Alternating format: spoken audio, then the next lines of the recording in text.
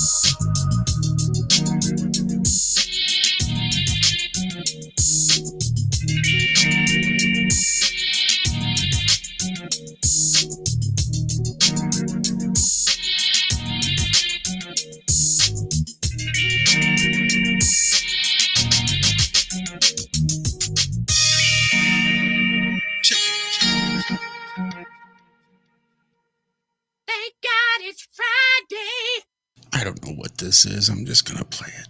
Here's a message of importance to millions of people who are continually pale and washed out, weak and run down. Doctors will tell you that these conditions are often caused by a deficiency of iron.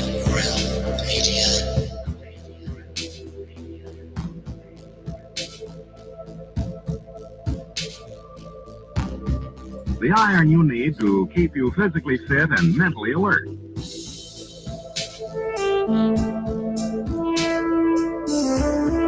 Medical studies show that 2 out of 3 women and many, many men lack the daily iron your body requires in a form your body can easily use and put to work.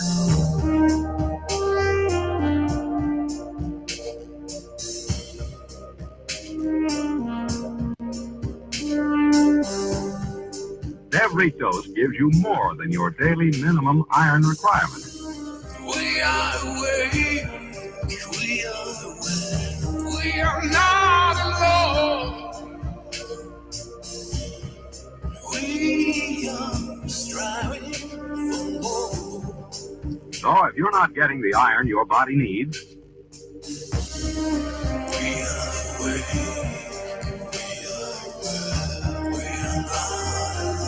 if you feel weak, run down, and are easily upset,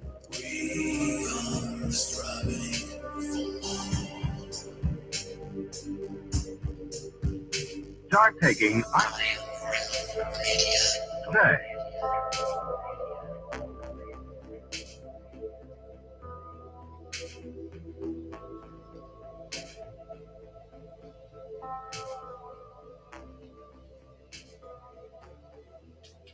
It's Friday, my dudes. You've guessed it. It's Friday, my dudes. And a TGIF to you all. Welcome to the Iron Raw Media YouTube channel and our little show we do every Friday night. We call Have No Sphere.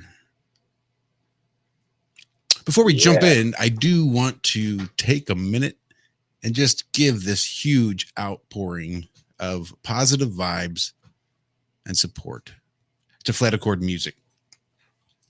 It Oh, is yeah. absolutely Fam? tough losing Fam a in pet. the house? Fam is in the house.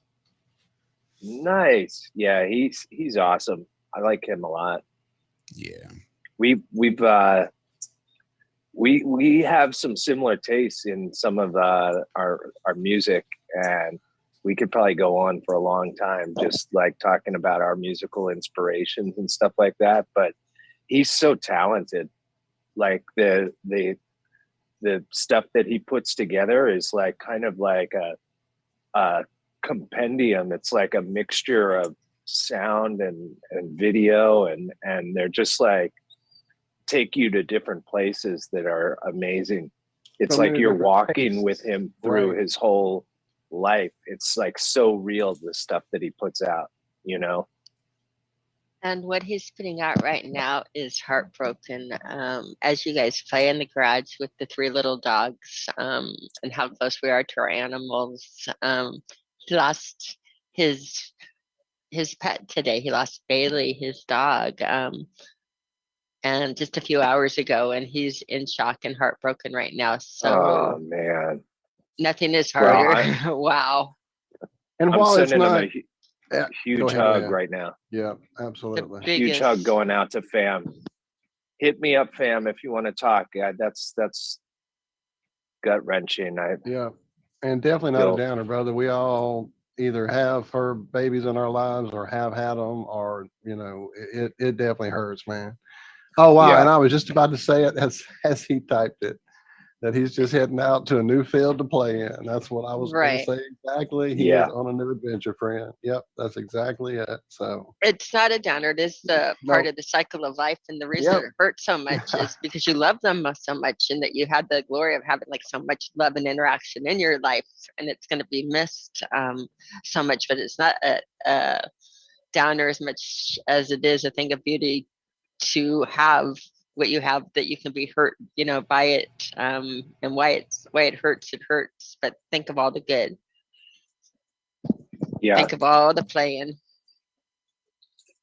And dogs do. They play and they love and they love and they play. And then they play and they love some more. So not a downer. It's going to be a happy show. We'll devote the show to Bailey. That's it. Big shout out to Bailey. Grief is a bitch. Grief is, I say it every time, especially when I'm experiencing it, that grief is so weird.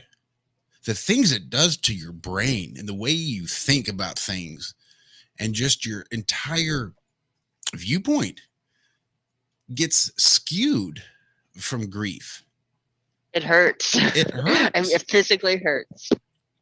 How about that gut punch kind of feeling, right where you feel where things. it's like, it's how are you feeling that way? It's like your stomach is literally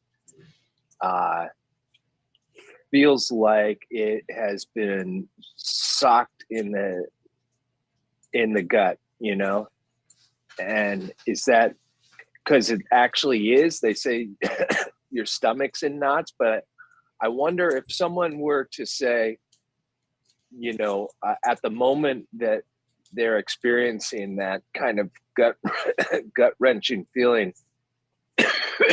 what do you think is actually going on in the gut? Do you think it's actually tightening up?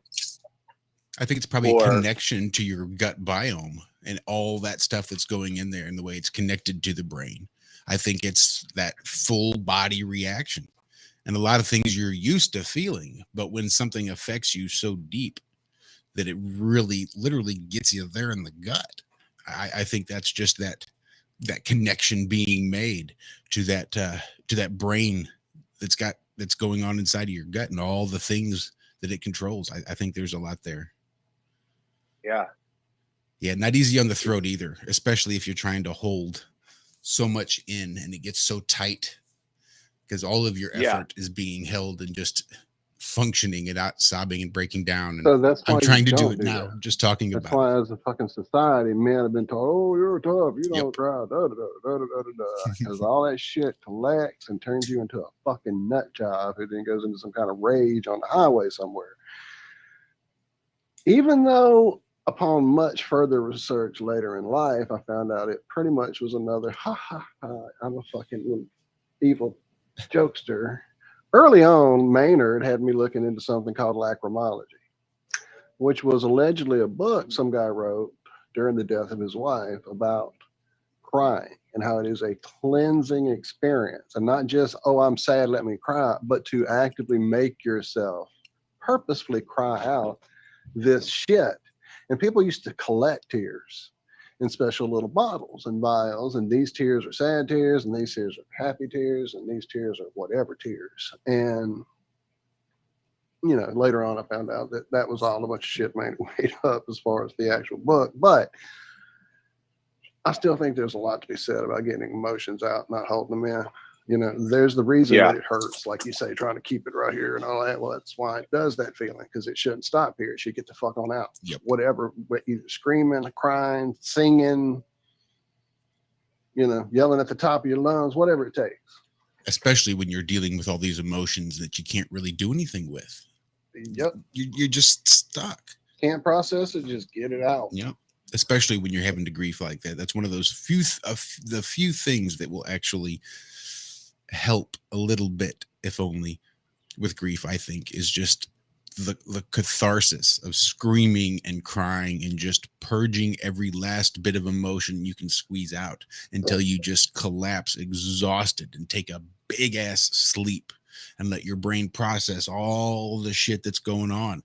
And then when you wake up, you're just a slightly bit better. Yeah. But we You love know, you, I fam. was We love thinking Bailey. about those tears, you know, how they've done experiments like those rice experiments and stuff like that.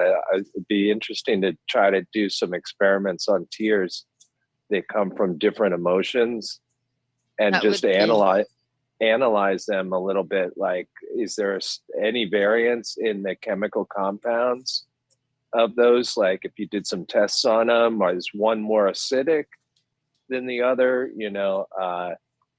And then you could start doing things like the rice experiment, where you actually, you know, see if they react in different ways to, I don't know what you would do. I'm just, you're right. It just like the stuff comes pouring out of your face in all of these different situations, happy, sad, you know, and it's a kind of a strange response that we have. You know, if you think about it, you think about our creator being like, okay, and when they're really down, they'll just like all this fluid will pour out of their face, you know, Just leak it's everywhere. Yeah. It's like, yeah, it's a but very, it's a very release. interesting tangent. It's Yeah, it's a something really good to release. go to. Yeah. You know, if you think about it, maybe there's like, maybe more than tears is exiting our body. We just see it as a fluid, but maybe there's stuff that's in those fluids that's important that it leave our body for some reason. Like, because it is kind of an instantaneous response, and it's just like, you know, what do you think the intention was from the creator to make that the response that we have to emotion? I'll tell you guys something really quick. Well, tears and stories, like you've said, and in books and in movies and in any spells have always held a very special kind of magic. If you think of the last Memsey, for instance, that's what happened is it was her tear of hope, you know, and love onto the doll that was able to save humanity. Really fascinating movie. If you guys have not seen the last Memsey, I highly recommend it. Really good movie. I So recommend apparently it this a dates lot. back to 500 BC. So this And is going to there- date back, This right? story, these are tear collection bottles, and they were each different emotions. Okay, and for your emotions, of course, it would have it. Your tears are salt water. Both salt Right, you is see it building crystalline. up. Exactly. You can see how the I wonder if the crystals color of the build. glass is there already, or if that's part of the actual change too. The That's an different coloration. interesting.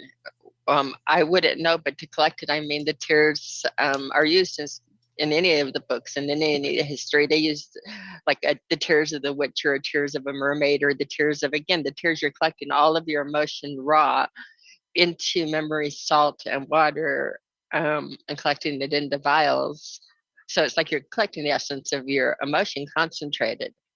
And so what he's talking about, the experiments, is it one more acidic or what are the differences? That would be completely a fascinating angle to go down. And I was going down in the same direction a little bit differently than him, but thinking as your body is processing and putting it out, we joke past and say, oh, that wasn't books and none of it's true. But this is one of the things that shows up in too many places, that in too many books and too many stories and too many that you know, it makes you wonder about, is it not real? And why wouldn't it be real? Why wouldn't your body, why concentrating out either your sadness or your emotion and holding it into memory, crystalline in water in its purest content, why wouldn't it be mighty powerful?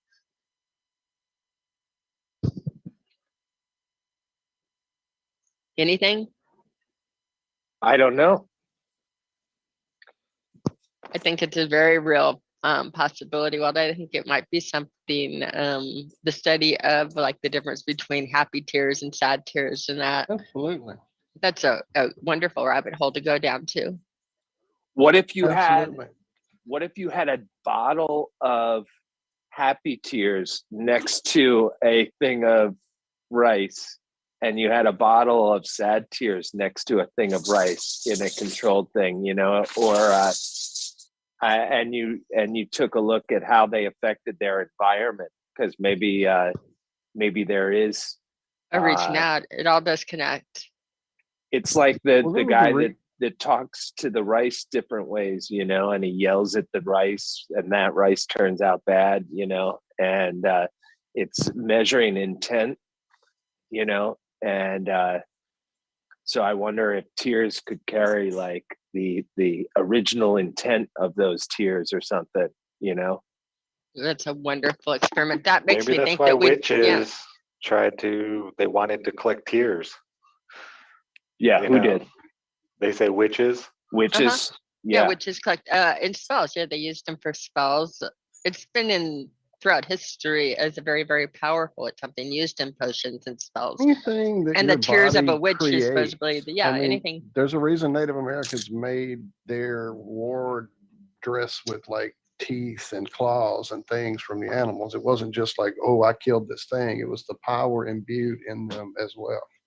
Everything that solidifies crystallizes and has properties, and every property has a different purpose, a different skill, a different skill set. If you know, between how much could it refract, how much, you know, things that you look at, how heavy is it, how well does it conduct thermals, how well does it conduct magnetics, and those are two opposite ends, by the way. They work opposite, much like incandescent and fluorescent lighting, that like magnetism and electricity, when you start to look at it, boy, this is a whole other tangent, so we're not going to go there. We haven't introduced people yet. But I was going to say on the tangent, ask Zach how he got his nickname Too Nice for Rice, because we're really familiar with the rice experiment here. Yeah, I tried doing it, and I couldn't get mad at the rice. To show it the hate. I was sitting there thinking, I was starting to do it, and I was like, dude, this doesn't feel right. I don't feel good. I know. Being this way. So, but I still have the rice. It's upstairs or downstairs, and it's still all white. Is it really? Wow. Never molded in. That was what, 2-3 years ago I did that. See, that's what someone told me about dog training. Like, someone was like, okay, if you really want the dog to respect you and like do what you tell it, you got to really yell at it hard, right? And so they were like, why don't you try it? And I was like, Lizzie, come here, right? And they were like, no. You got to be like angry. Like you got to like put yourself in a whole nother state. And eventually I was like, I mustered it up where I was like, you get over it, and I was going crazy. And all the dogs in the park stopped what they were doing and they looked at me and they were like, wow, and it's true. I got their attention, but at the same time, it didn't feel right, and it's like, I don't want to be that way with my dog, like if something goes on and she has an accident or something like that, and even the training, I know I got to be firm and certainly when their life is on the line, you're trying to train them so that they listen to what you're saying and they don't run into the street and they don't do that, but there's got to be a gentler way, I think, than just like, basically having the fear of God instilled in them. And then for me as a dog owner, I'm like, listen, I can't really take myself there.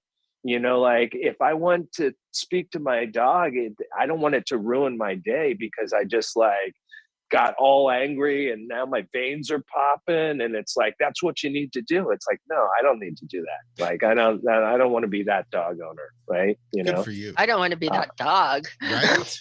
I don't want to be that dog either. Yeah, exactly. It's like every now and then my owner just like goes completely ballistic and he's like possessed by the devil, that's not, I don't know. I just want to have a great relationship with my dog and I want my dog to learn how to stay next to me and not do dangerous things and stuff like that, or attack other humans. But I'm not willing to like turn myself into a demon in order to do it. I think that's what's wrong with Layla.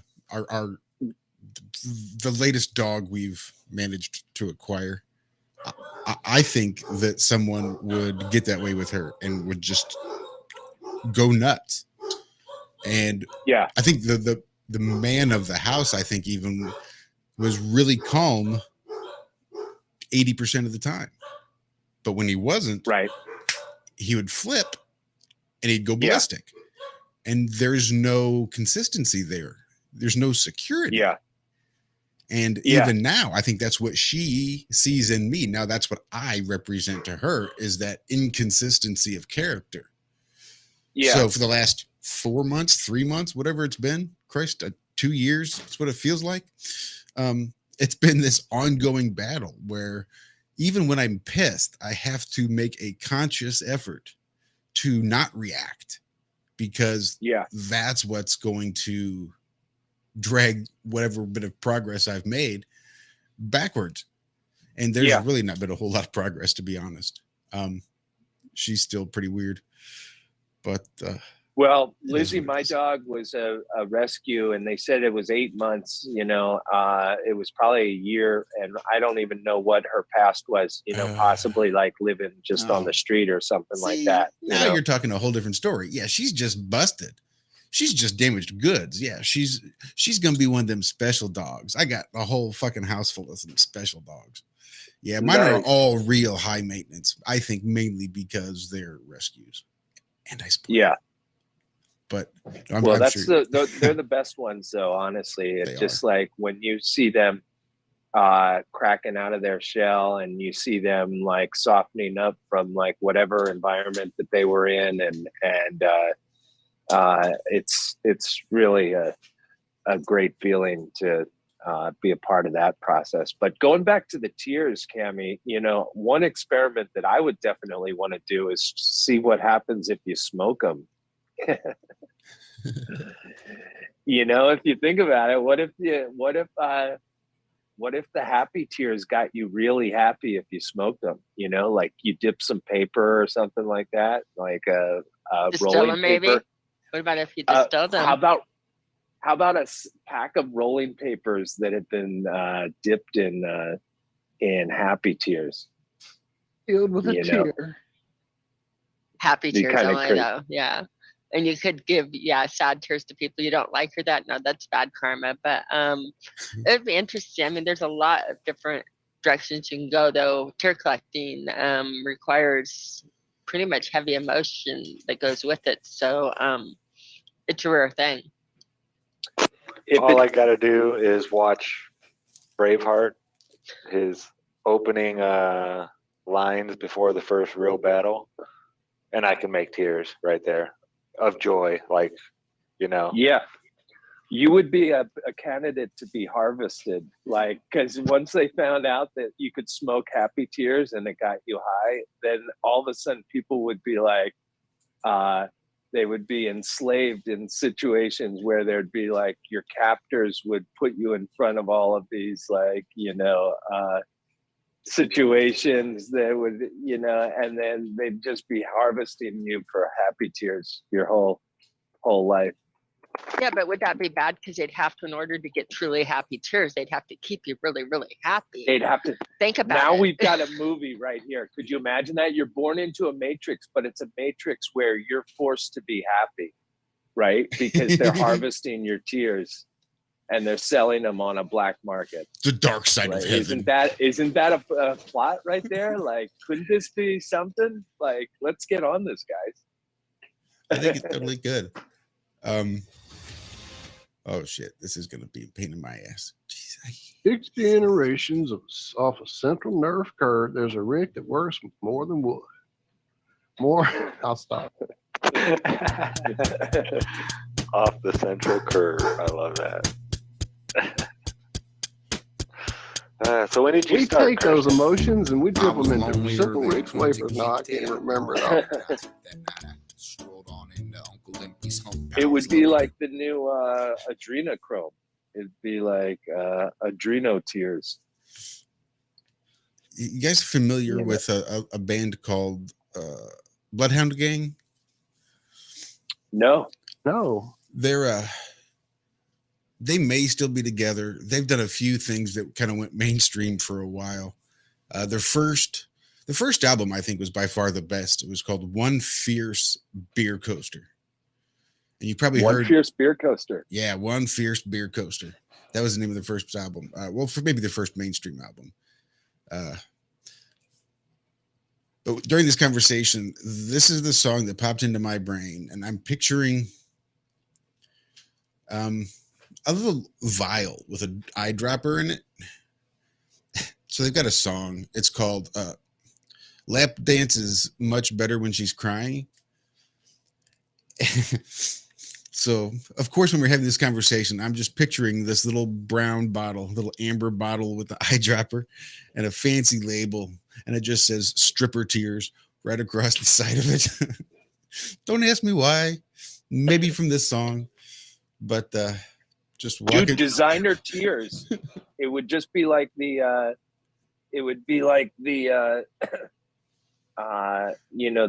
what people are doing now is they're injecting themselves with like basically these pharmaceuticals that are designer things to altering your DNA in a way that, but these would be designer tears, and it would be like really trendy to like get a rare bottle. Or how about you could get the tears of a star, like Will Smith's tears.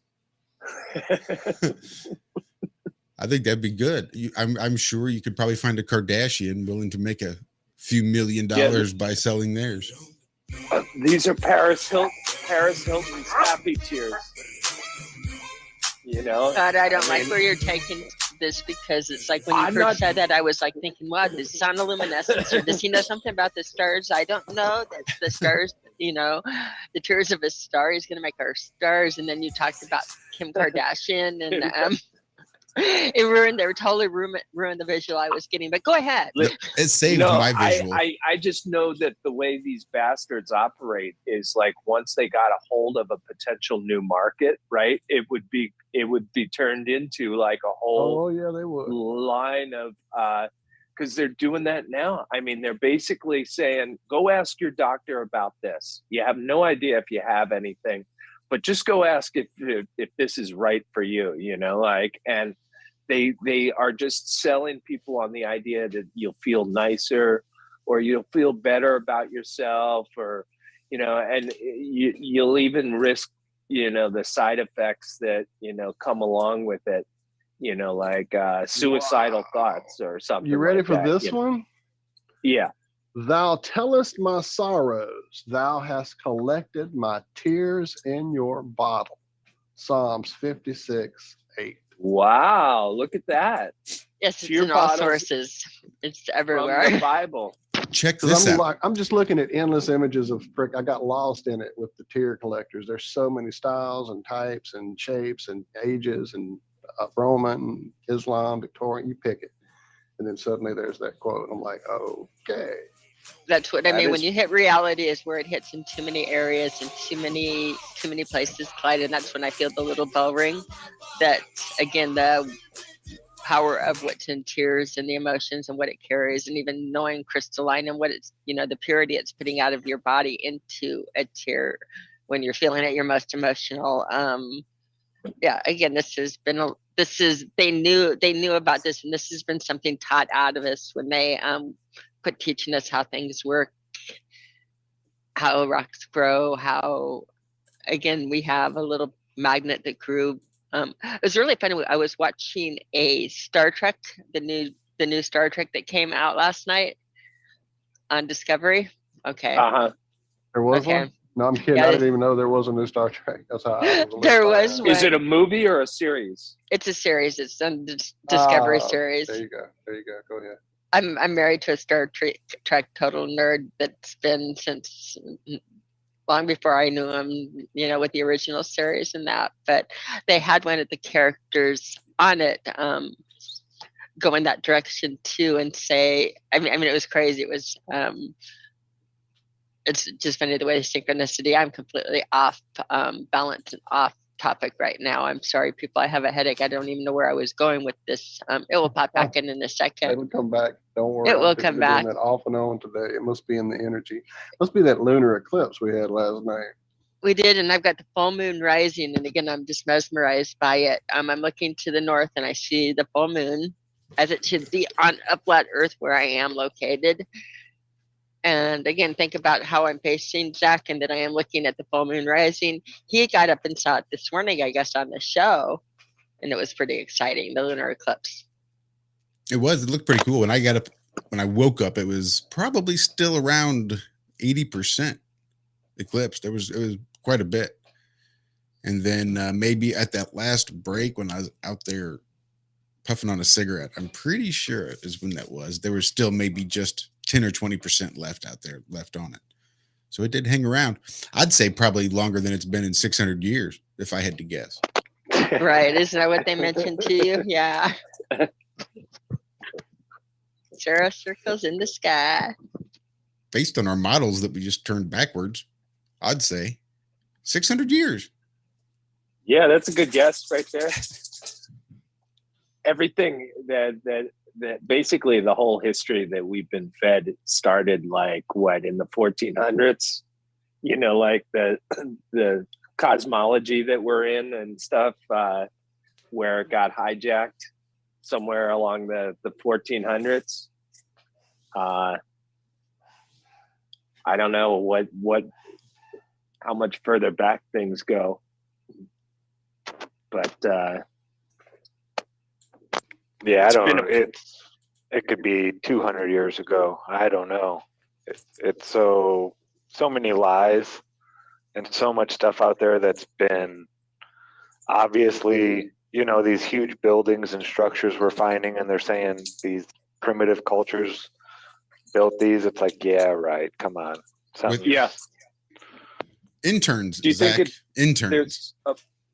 They used Do you interns. think there's a possibility that these characters have been like just created in the past couple hundred years, like Newton and Galileo, and like all the science that they presented was maybe just like kind of a made up story? Because like they could make up at any point. They could make up someone, you know, 100 years ago, 200 years ago that created, and just insert someone into the historical narrative, you know, and use that as reasoning for whatever, if they wanted to kind of like build off of the false theories, you know, it really is just like a load of stuff packed on top of stuff, you know, and at any point, any of that stuff could have been fabricated, you know. Same with our geographic, like the stories that were fed about Christopher Columbus and everything like that, you know.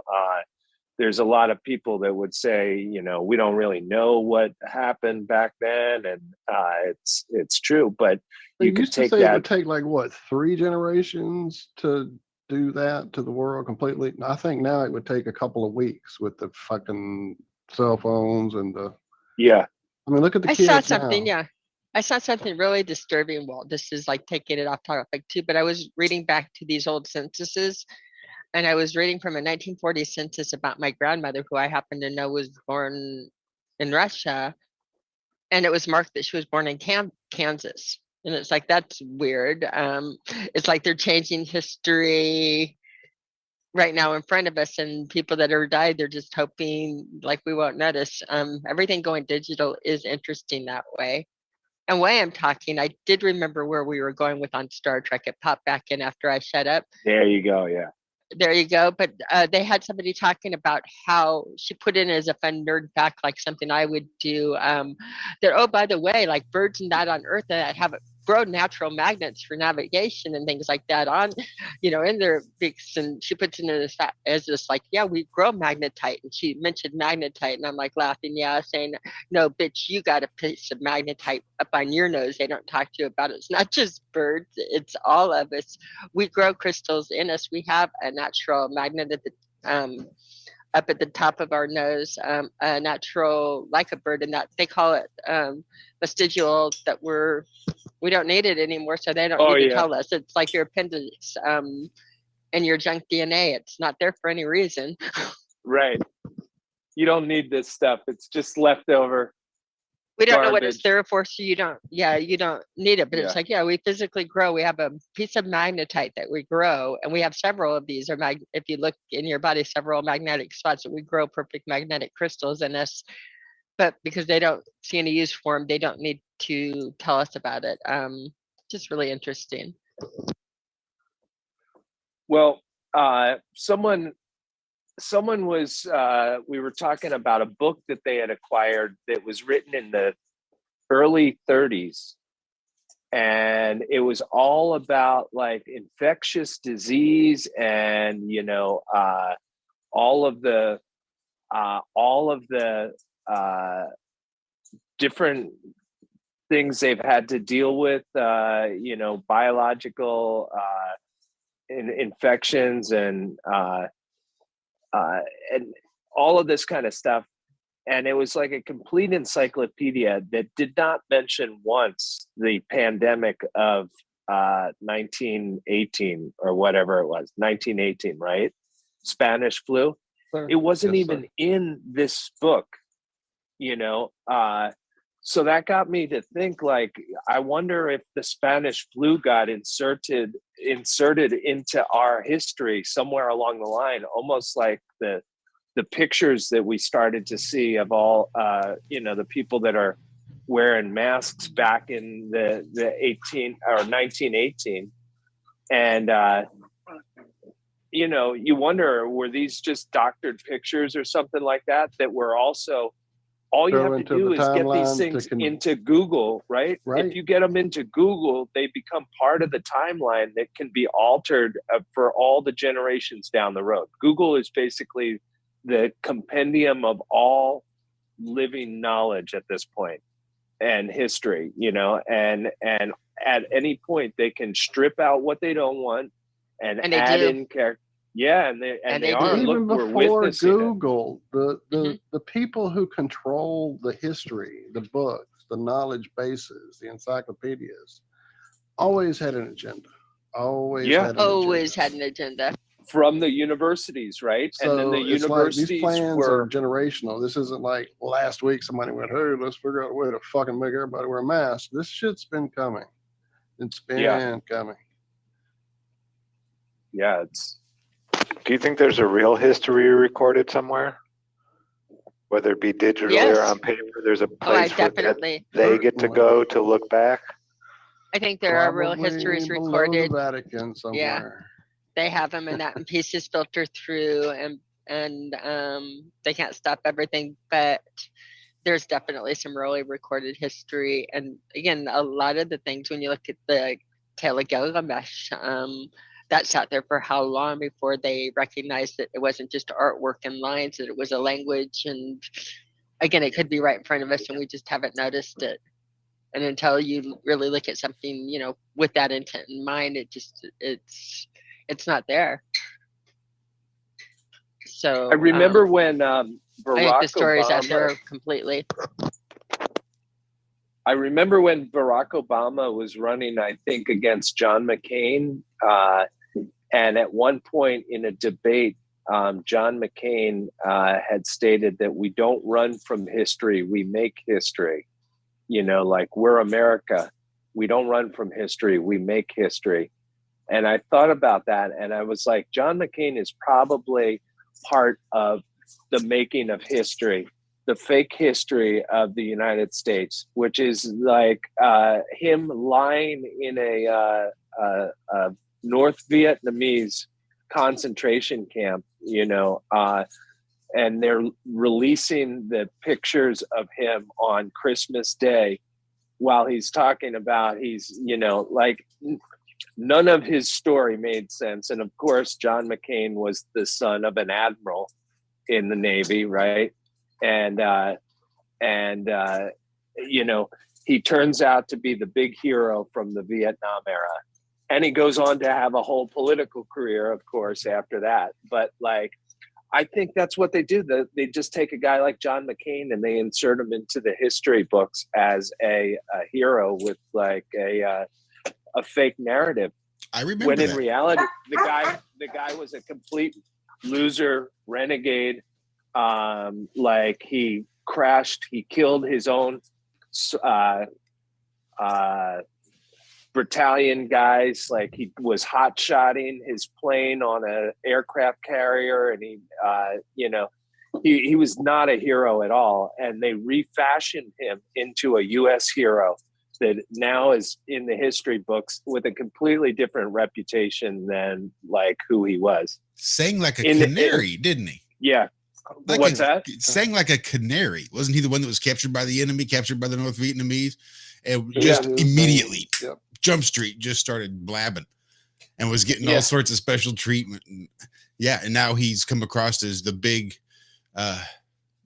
war hero. Yeah, it's because he was captured and he survived. With George Bush Sr., you know, all they have is the footage of him climbing onto an aircraft carrier after supposedly being shot down in the Atlantic.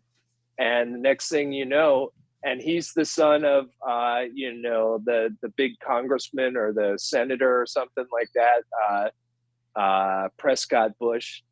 And he becomes the next hero, becomes the next congressman, becomes the next president. You know, it's like amazing how we've crafted this United States history. And then we have the audacity to shove it down the throats of everyone that attends public school. This is the way it happened, you know? You ever seen a movie called Wag the Dog, Christian? Oh, yeah, yeah. I mean, they were trying to find a hero and create one, and they called up the dude and got him there. And I can't remember what the issue was. Like, something wouldn't work. Yeah. Was he the wrong color? Was he the wrong something? I can't remember, but it was like, they were trying to create this hero for this situation. Yeah, that's exactly what they did. I don't know what I trust anymore in like, and you get back to the question, like, what's the real hero? I mean, what's the real history? And it's hard to say that there'd be any kind of, you know, you could document events to the best of your ability.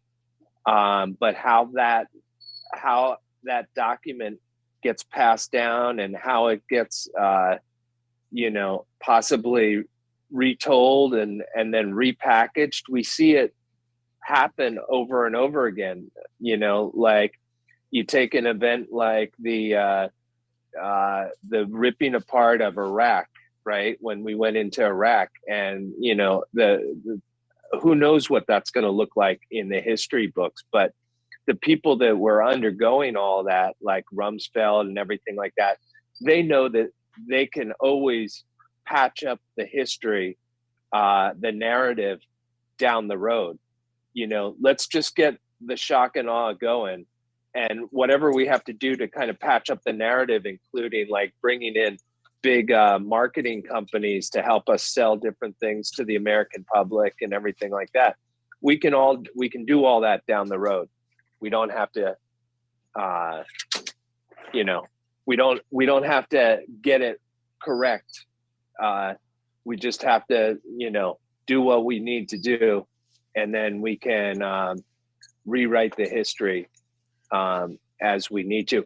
You look at the moon landing, where they can just scrub the story as time unfolds, to the point where George Bush Sr. is in office and comes out and makes the declaration that all the footage from the moon landing has been lost, right? And so you would think that all the footage from the moon landing would have been preserved in some kind of like national archive, not to be overwritten or like 2 days later, right? Like immediately processed, sent to a vault, locked in cryogenic stasis. Yeah, things like that. Logic, that you would do. Right next to Walt Disney? Yeah. His head, just his head. It's only his head. Is only his head frozen? I do believe so. Yes. That's it. So Yep. Can I So they stop? removed his head. The brain is being frozen. Just the head. Wow. Didn't you see Futurama? Everybody has the future heads, man. Come on. So can I take just a second, and sorry to interrupt this great conversation, but it seemed like a good time to go ahead and introduce tonight's guest now that we're an hour in, because we just sort of hit the ground running. It's like we paused just long enough for me to play a little bit of music and say howdy, and we just jumped right back into it, full steam ahead. Right, that's what I'd said before we went live. I was like, okay, we got to stop talking. We're having a great conversation. It should be live for everybody else because we just Christian. And we did. We just went live and kept on going. But we are joined tonight by Mr. Christian Knapp. Christian is one of the hosts over on the MELLOWDOME, which I'm sure you've seen over on Austin's channel. Austin joined us over on the Ironworks, not only on Tuesday morning, but last Friday morning as well. And that was awesome. Yeah, he got a double shot at him. I love it. If you are ever up that early, feel free. You are more than welcome to come hang to out say too. the same very thing. So yeah, it is early. Please come hang out, Christian. Yeah, definitely. I dig you guys a lot. And well, we did. It's always fun. Go ahead. It's always fun. And you're gonna be on a show coming up. The Breaking the Chain show, which will be really cool. I think that'll be great. I think that's going to be really good. Those are such powerful shows, and I think it's all part of tapping in and finding that intestinal fortitude to finally be who we are after having spent so many years having to tuck it away and hide it behind addiction and other things. But we pulled it out, and we polished it up, and we molded it into something better than it was. And now it is such an honor to be able to take it out and show it off every once in a while. So they are really powerful. That's shows. a great way of putting it. And you know what? It's really cool how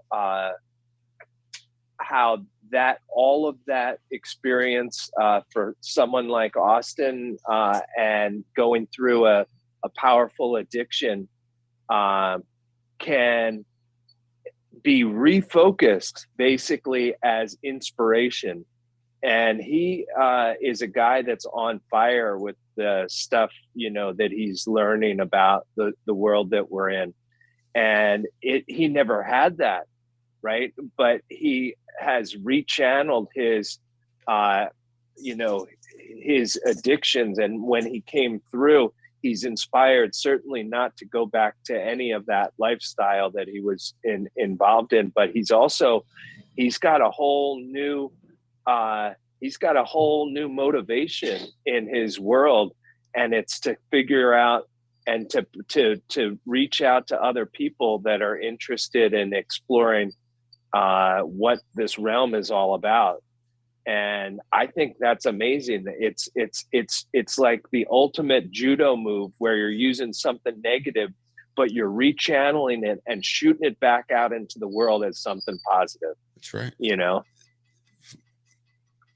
it's really cool. Alchemy, man. That's what it is. Got to transmute that. And shit. I was saying that a lot of us have addictive personalities in this community, and I was saying this the other day. If we just channel that, and we we get motivated by each other, and we keep getting together and sharing our understanding and our knowledge and our wisdom with one another, that it really is a great outlet for those addictive personalities, because we know there's no end to the hogwash we're being fed by this world. And so we need to have all our faculties about us, and we need to, we can't be half-assing it. We really need to be, pouring through as much stuff, bringing to the surface as much stuff. It's gotta be resonating with people, and we can't resonate with people if we don't have our wits about us. We really need to we need to be supercharged, super focused, and super excited about the subject matter that we're in, if we're ever to win the hearts and minds of people around us. But yeah, you got to have that passion. Yeah. And people will say, man, I want to be like those guys. Like they'll drive by us doing something, or being at an event or a meetup, or running into us, in a restaurant or something like that. We want people to leave with the idea of, like, they must be on to something, because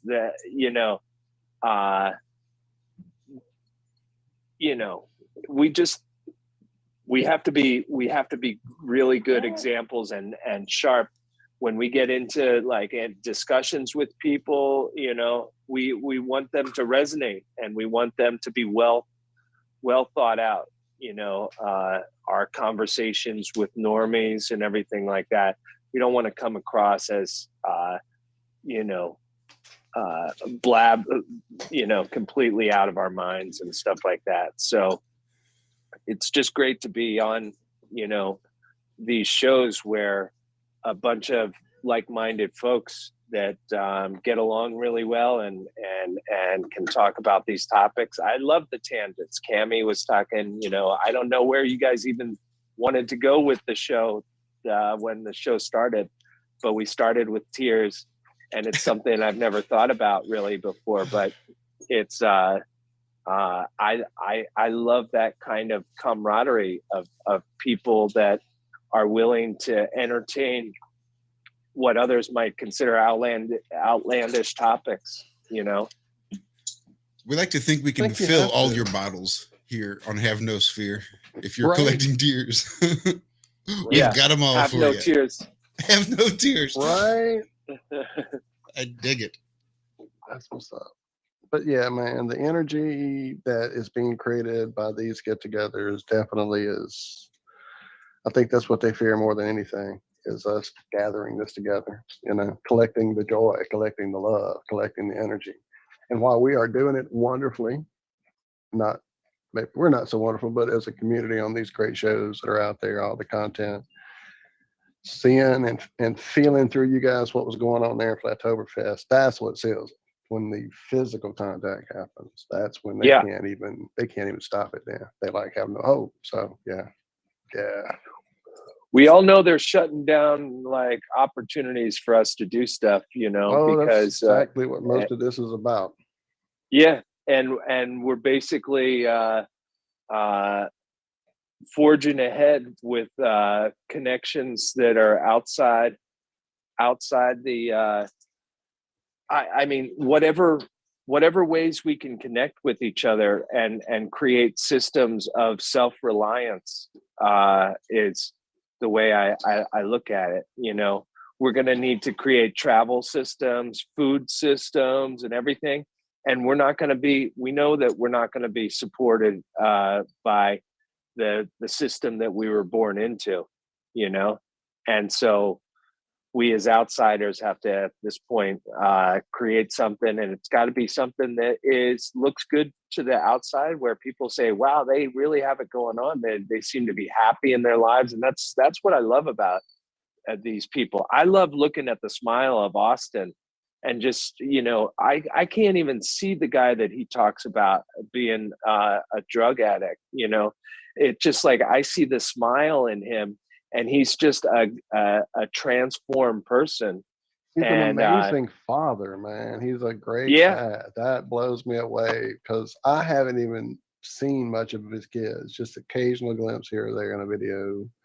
But hearing Zach talk about meeting them and the energy and the excitement, and that just sealed it. I was like, yeah, I love you, Austin. If you're watching, if you're not, dude, you watch later. I love you, brother.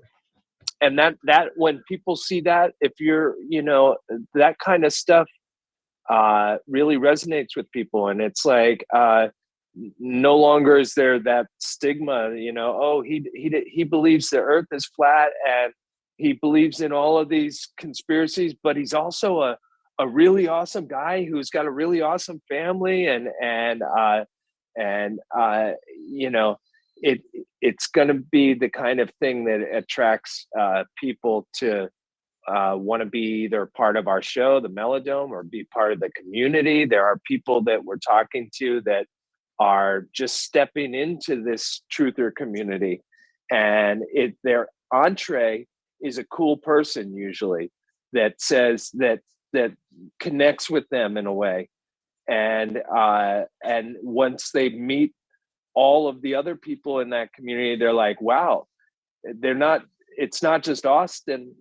It's they're all this way, you know, they're all super open. They're honest. They're upstanding. They're friendly.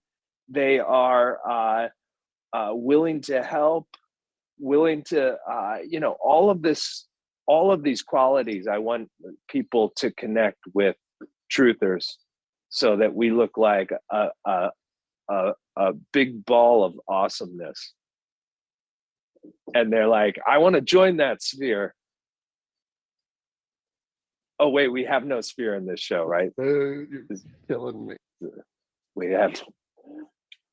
Okay, I'll skip with the sphere jokes. No more ball jokes, okay? But I love you guys, and you know, that's what we do, right? We keep these conversations going. You know, the idea of focused content is great too. I mean, we do love a great presentation, a great discovery. We've had quite a few on the many years of content we have here. But, you know, I like Josh said, we just kind of hit music and then kept the conversation going. That to me is really where it becomes real, and you find out about the people and who they are and where they came from and why the hell they would even consider such crazy things as the things we've talked about, let alone some of the new things that have come across the transom since all this became, you know, knowledge to us. So being able to open your mind enough to entertain an idea that is nuts is key. Now, you were talking about the addiction side, and we've also talked about the trauma that a good number of the people in this community have gone through, like serious to the edge of death and beyond, some of us. So at that lowest point, that literal at the bottom point, it all breaks clear. And that's when you go, wait, let me look at some new shit, because what I was doing before this was nuts. What else could there be, you know? So yeah, it just kind of shocks the system. It reboots you. Yeah. clears the frequencies, clears the tape, whatever, dumps the hard drive, whatever analogy you want to put to it. It seems to be something that, unless it happens, a lot of people are just still going to look at us and go, okay, great family, lovely people. These fuckers think the earth's flat. What the hell's wrong with them? So, it's tough. It's tough, especially when it breaks their world apart. That's the part that is hard to get past for a lot of people, is that, okay, if I look at this for you, I have to break my world apart. And some people aren't willing to do that. But those of us who've already had our world broken apart, we're like, let's see, show me what you got, bitch. Let's see it. Yeah, the rock bottom thing is a really big thing for a lot of people, because the only way you get into these kinds of truths through the rabbit holes, and the only way you get there is by dropping your ego, and you kind of admit that you've been duped, and that's, we've all tried to wake people up that are not ready to be woken up, because that the ego is protecting the whole person, right? And sometimes it's like the drug addiction that will break down a person to the point that they say, okay, wait a minute, I'm gonna without my ego, I'm gonna look at this world and see what there is. And all of a sudden they start to realize, all the deceptions and everything like that. And it's really amazing to think about how like Austin's story of recovery from addiction channeled right into his whole understanding of the world being not what we've been told. And it's just amazing how coupled those two things were in his life. It just like one naturally led. It's like once you hit that rock bottom, the ego is shattered, and now you're looking at the world with a fresh set of lenses. You, sir, have apparently gone through something that has gotten you to the point now where you have become a nomadic being, which our good buddy Zach, had that same itch and felt the calling as he became a member here of Iron Realm and started hanging out all the time with us. And it was amazing to share that journey with him. So unfortunately, I am always trying to play catch up with a lot of people's content. And if you've told the story on your channel, please share it again, sir, on what has inspired you to hit the road. me personally, You personally, yes, sir. yeah, I'm in South Carolina now, like in a trailer. That's a pretty nice trailer that I got, but it was actually a pretty sad story that got me in the trailer to begin with. And that is that I have a wife that has decided that it is okay. The very last day before school started this year, we ended up getting word that all the kids were going to have to wear a mask in Massachusetts. And and that was until they got the vaccination rate up to 80%.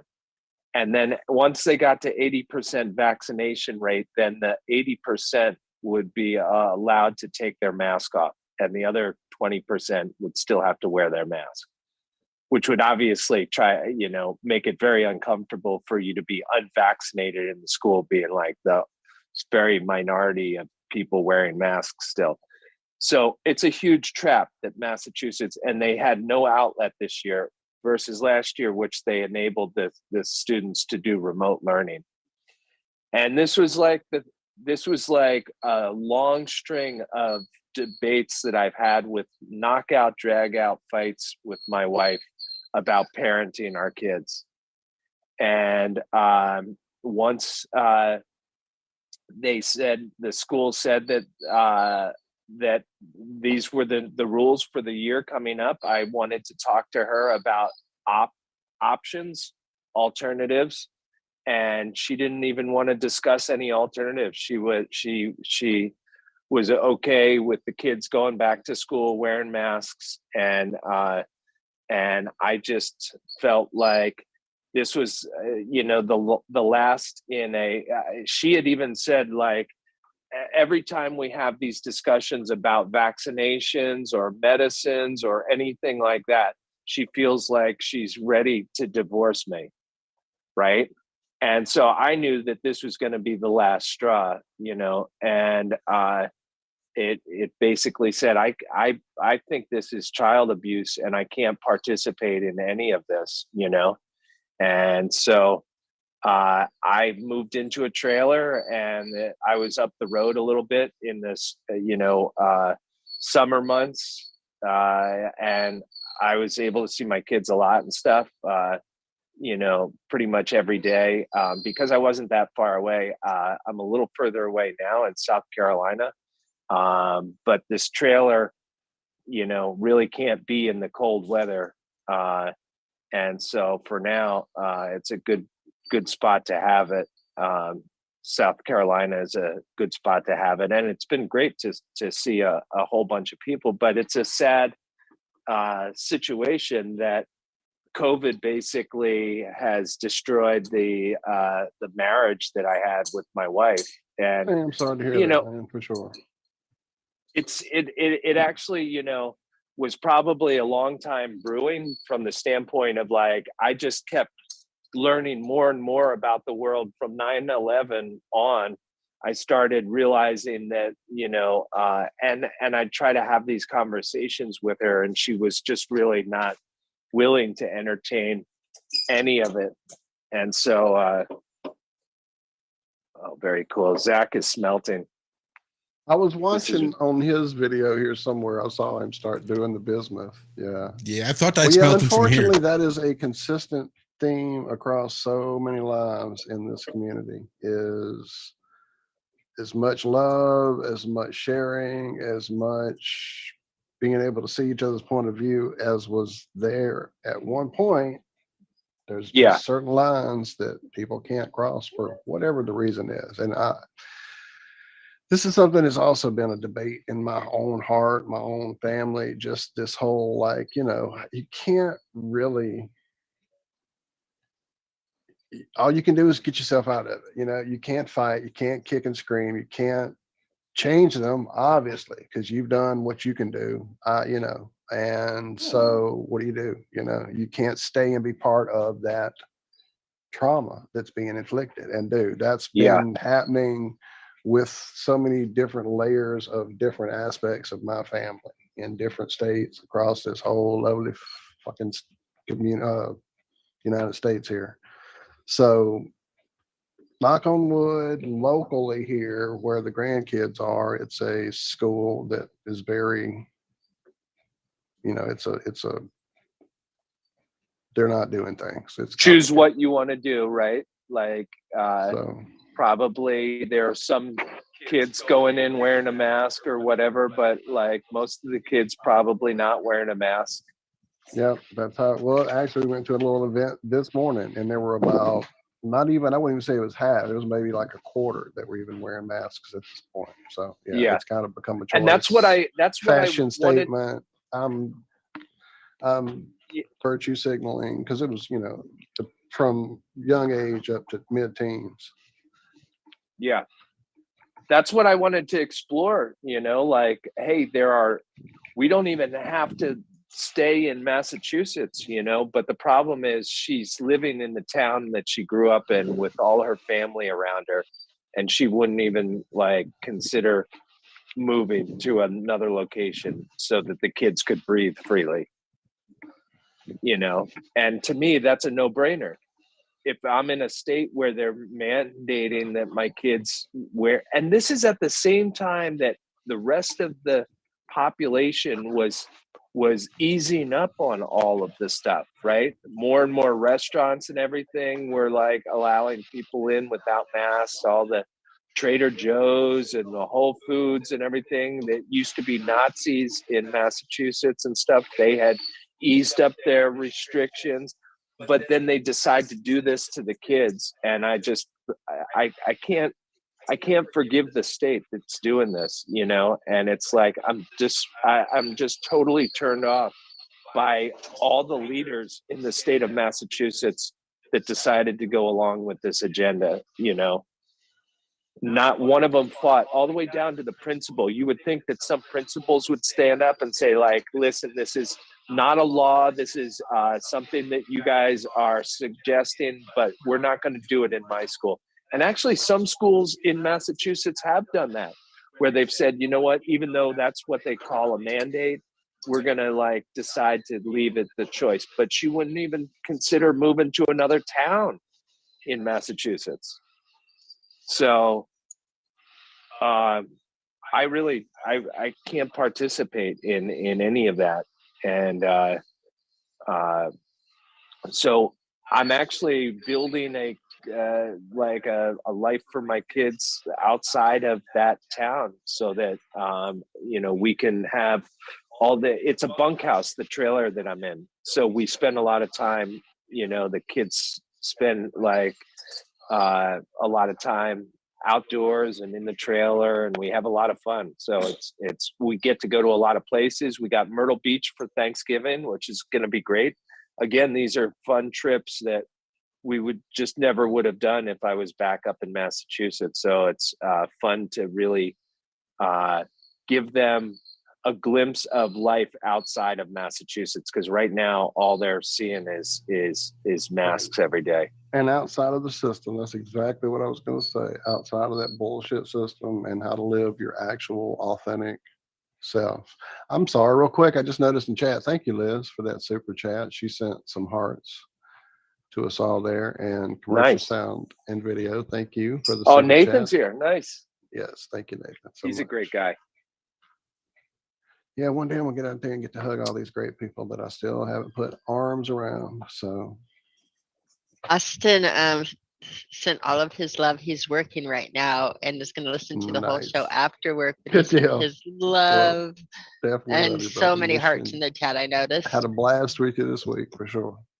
Or, you know, in my head, it's been this week because I'm so out of it. Good Lord, it's been crazy.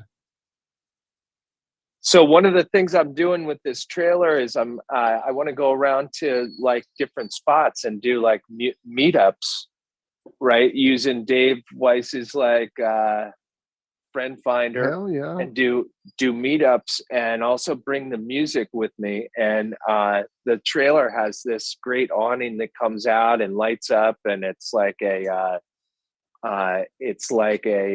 stage, you know, to be able to do music. And what was really cool is at the end of Flattoberfest in Spartanburg, Nathan, commercial sound and video, came up to me with 4 lights that change colors, you know, like uplighting, awesome. that you can control with a lighting controller, or you can set them up. And he said, these are for your trailer and for the stage that you're setting up. And I thought that was so cool. You know, it's like I'm building this like cool, you know, just kind of like a chill trailer for hanging out, and hopefully we'll get musicians coming down and DJs and stuff like that. And there's a sound system that's built right into the side of the trailer. So outside we can have like a really cool party going on. Well, when you decide to take this tour national, you want to hit Louisiana about springtime. You don't want to hit it at summertime, because the humidity will hit you like a blanket, and the mosquitoes will fly you away as they suck you dry. But it's springtime, right after the sun, right after that 2 weeks of winter we have, is the perfect time to come. And then as it starts getting warm, that's when you head up to that left coast into the. There you go. Yeah. Man, it's chilly over there during the wintertime. I can tell you, spending Oregon winters is rough. But anyway, yeah. I'm looking forward to I'm excited. I'm definitely sending you the love and hate that what happened had to happen the way it did. Yeah, she'll grow thanks, from man. it. They'll grow from it. And dude, she'll grow from it. You know, this is something she Yeah. has to do for whatever her path is, her growth is. And that's that thing I was trying to say about not being mad at people, not being angry at people. They're in a place that their mind control has them convinced what they're doing is the best thing. It's not like, I'm going to destroy my kids' chromosomes or whatever. It's like they're, you know, trying to help the best way they can figure it out in the mind fuckery they're locked into. So maybe this will be what wakes up her to well, that's system. the thing. I mean, it's like I still have to function in a world where, you know, she's the mother of the kids, and so everything's been good so far. You know, she knows where I stand, and I know where she stands. Immediately when we separated, she went out and got vaccinated. I was like, you know, that was like, I think a little jab at me, you know, now that we're separated, she got the double jab. And I don't know, in her world, like that's going to open up, they call it the shot of hope, right? Like this opens up a world of possibilities. That's what they say. That's like Joe Biden, what he says, you know, it's like the shot of hope that opens up a world of possibilities for you. That's the way There it's you being go. marketed. Well, of course, because you'll get to go shopping and the video store. Yeah. There is no video store. God, You'll go to those hockey games. You'll You'll get to see the concert. the concerts. It's the shot of hope. Or they break out all the Tesla Antiquitech cool shit that they've been hiding from us from all these years, and then only the vaccinated people get to use it. Oh yeah, here's a teleporter, but you got to be vaccinated. Sorry. One place you can't go, or one person you can't see, is Travis Tritt. He has refused to go to any show where they mandate vaccinations. I thought Tom Morello had signed some kind of petition against the palm scanning thing they're wanting to implement at concerts. I think also Eric Clapton did that. Oh, he's getting Eric like Clapton ostracized by the community, and like has had a lifelong friend tell him to hit the road, basically. Yeah. And while I know Slowhand, I haven't paid attention to him in quite a few years. It's good to hear somebody of that stature is doing their thing. Yeah, he got convinced by his daughters. He got pressured by his 20-somethings daughters to go get the vaccination himself. And believe it or not, with all of Eric Clapton's drug history, it never involved needles. He's deathly afraid of needles, but he went and he got vaccinated anyway. And he said it nearly killed him. For both shots, nearly, like, they both had very adverse reactions in his body.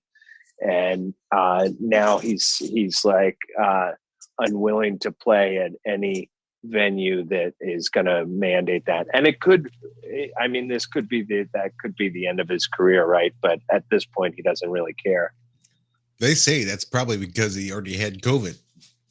If you've already had COVID and have those natural antibodies, then once you get the vaccine, then it's supposed to have this pretty severe reaction in some cases. Yeah. Well, yeah, your antibodies, don't they prevent it from getting that deep into your bloodstream?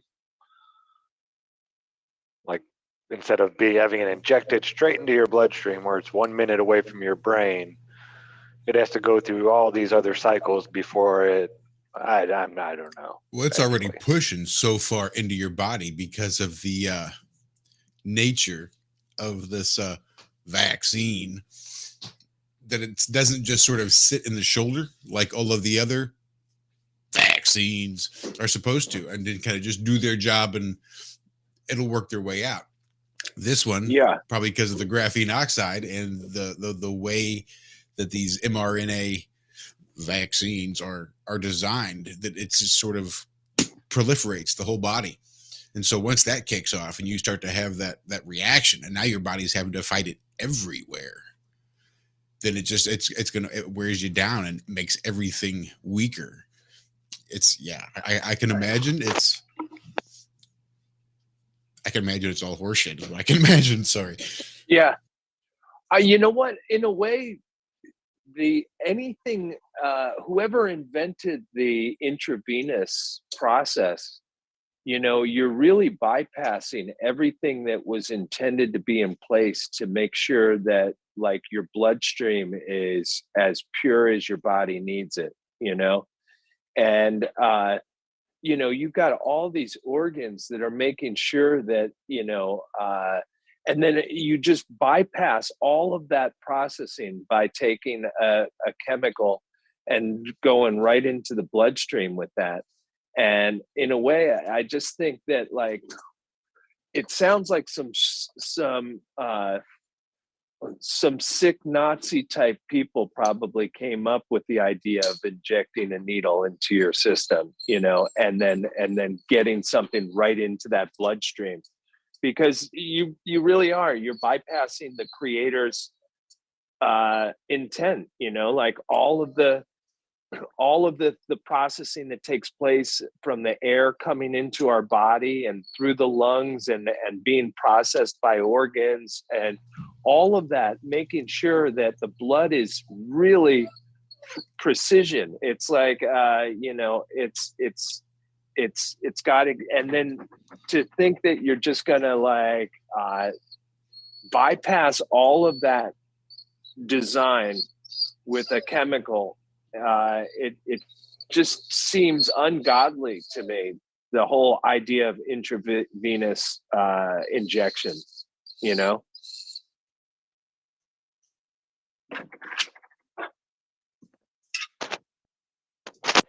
I was just She trying is to so cute. picture the first guy that did it, and just the curiosity, watching to see what's going to happen. Yeah. Shit. Wow. I don't know what I just did, First but guy that, well, I'm sure it was someone against their will, probably, right? Mm-hmm. Being tested on. Probably a military person. Yeah. Or mental patient. Yeah, probably more likely. But Or even a flat earther, that's you know, sort of, in a mental asylum. uh-huh. Yeah. Right before they were getting their lobotomy, which was also approved by the medical establishment, right? The idea Up until the 70s. Yeah, go in with the ice pick and just start jabbing around at the frontal cortex or whatever, the frontal lobe. Just keep poking at it until they have a change in behavior. That sounds pretty medical to you, doesn't it? Like that's a good step towards maybe healing someone with an ice pick. Well, you see, the brain's a pretty complicated thing. So you really never know what you're going to get. Turns out frontal lobotomies are a lot like a box of chocolates. Oh my gosh. Oh, there I it always is. like the saying, I'd rather have a bottle in front of me than a frontal lobotomy. Ain't that the Yeah, truth? yeah. I've heard that one. I've also heard it. Do you know the what I other think we should do? Hmm. I don't know if we can, but I think we should play one of Christian's songs and make coffee. way. Hells yeah. Hell yeah. Yeah, here, let me just show you what Zach's got. It's Oh, getting all definitely. like these really cool colors in here. Spin that around. Zach is melting, and Christian right now, for those that know, he's in South Carolina, but don't know he's at our house right now. Where he landed at the RV park was a half hour away. And so he's been making his way over. He was over yesterday and back today. And we are making bismuth crystals in the garage with Zach. I'm actually in the backyard, but they are in the garage. So yeah, we got most of the crew here. Yeah, it's really cool. It's got all these colors that are coming out inside. You see the blues in there? They're greens, golds.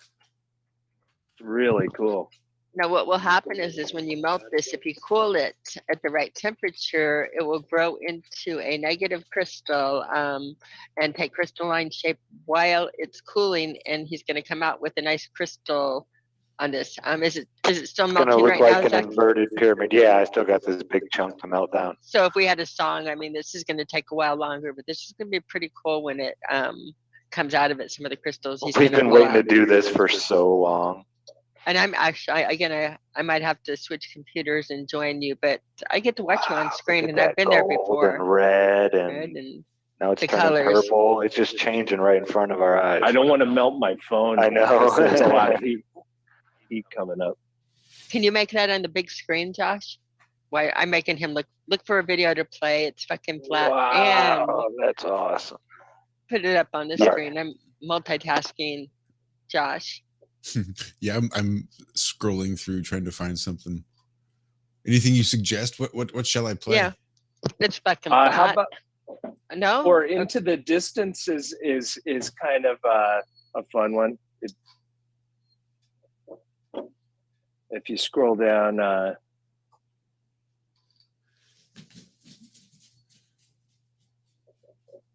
I looking? or For Truth. I can already see a crystal. Starting right there. You see where a crystal started growing? That was right angles. Oh yeah. And right here even.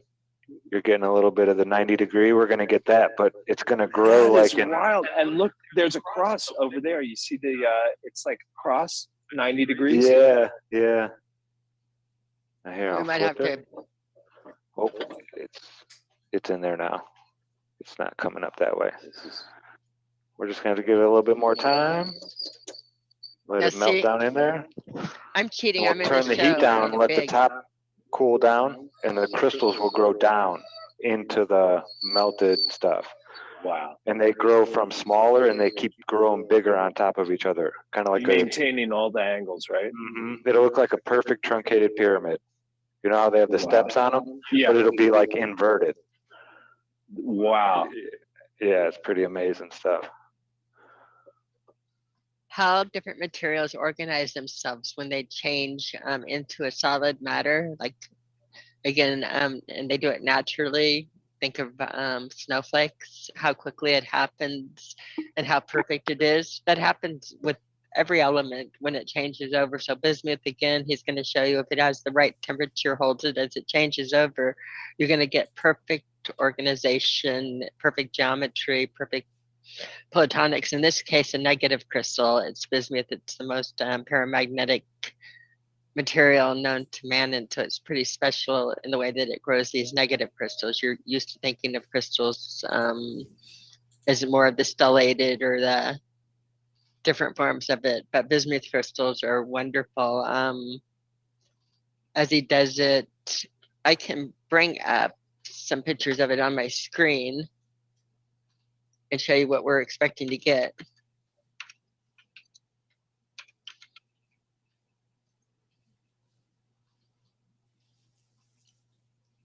Actually, this has been a manifestation because it was like a month ago or something that maybe it was 2 months ago that Zach was showing smelting on, I think, this show. And I said, you know what, I would love to do some smelting with Zach, and this is like what we're doing right now, which is so cool that it's like a dream come true. That's awesome. Smelting with the guy that's too nice for rice. He must have dealt it.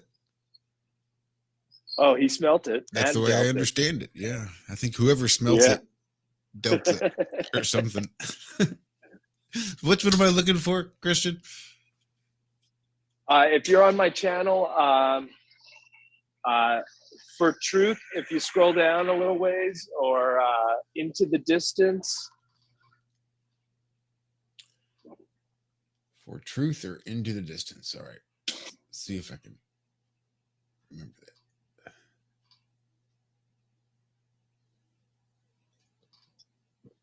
that. I know. Is it okay to share my screen really quickly for a second while we're doing this, Josh? Is that impossible to enable? I want a lot. No, yeah, I thought for sure I had already. Did you leave and come back or something? I did because I did leave and Okay, come back that because makes my sense. audio wasn't working. Gotcha. I think I found it. For Truth. For Truth. Oops, and this one I brought up an ad. You have different things loading, but I don't know if you can see that on my screen. I'm working on it. Oh, that is They're cool, being a pain. Cammy. What is that? That's what you're doing in the garage. That's Oh, how this it's going is to the way grow. it's going to arrange. That's how it arranges itself. This is I can bismuth, already and it's see- a negative crystal. And you'll see do you see the negative pyramid he's talking about? Yeah. And again, it's a cool element that when it has its time to organize on its own, like all crystals will grow, and the arrangement it makes is quite fascinating. And this, you'll get the colors. And again, the geometry, nobody drew this. This is how it grows. And Zach's growing some right there. He started from it, you're seeing from the melted pot, and a chunk of it. Christian had it earlier. Yeah. I still don't know if I'm sharing on, I can't see the screen. So that's, if You I are. saw I the got you. screen, You're sharing your screen. Oh, okay. So, yeah, you can put, and again, I just brought up by typing in bismuth crystals. You can see, and we'll see what Zach comes up with in there as you're working with some nice pieces of it. But there would be your crucible and it growing out of it. And again, it's getting the crystal and then tilting off the material at the right time. So amazing stuff. He's I'm gonna- pulling impurities out of it. There's impurities that are in there that he's pulling out of the it's all liquid now. Perfect. And I'm going to get rid of my sharing on it so Zach can share again, because I definitely want that up on the screen.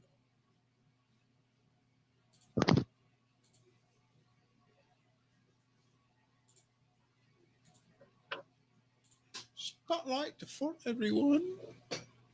All right. So I'm going to go ahead and play For Truth. We're going to go grab some Cool. caffeine and sustenance and such. I just finished my bowl of ice cream for Bailey. Awesome. F it. Everybody needs ice cream. Grief is a fucking bitch. Oh yeah. Let's kick this off. Oh, look at that. It's been playing this whole time. Well, then let's back it up and go again.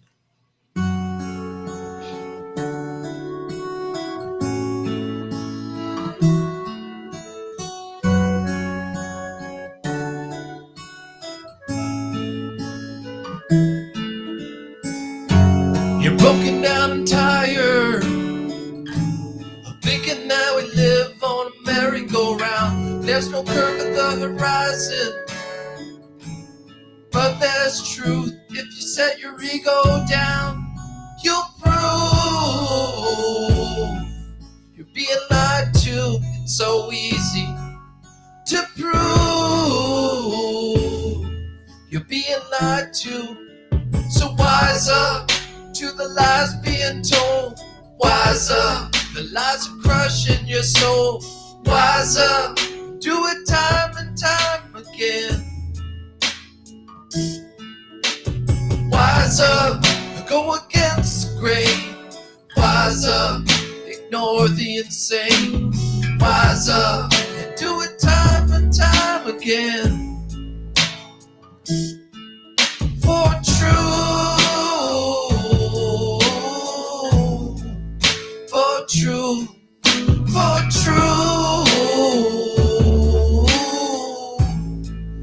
for truth, yeah.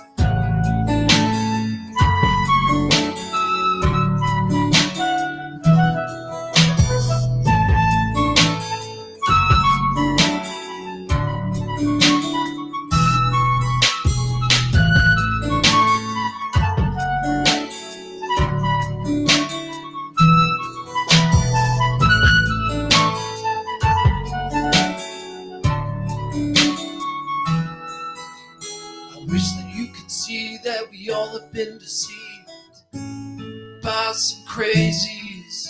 It's deep within your brain, cause the story's been ingrained since we were babies. It's simple to observe the horizon has no curve, but you remain blinded 8 inches per mile square. You should see it everywhere, but you'll never find it. Then you're brainwashed.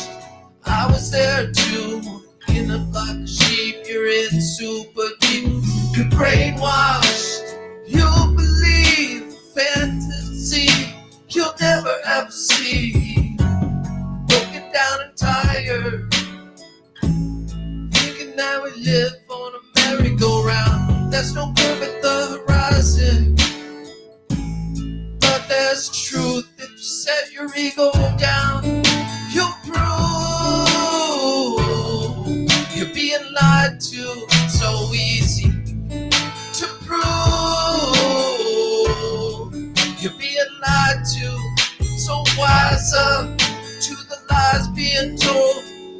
Wise up, the lies are crushing your soul. Wise up, do it time and time again. Wise up, go against the grain. Wise up, ignore the insane. Wise up, do it time and time again. For truth, for truth.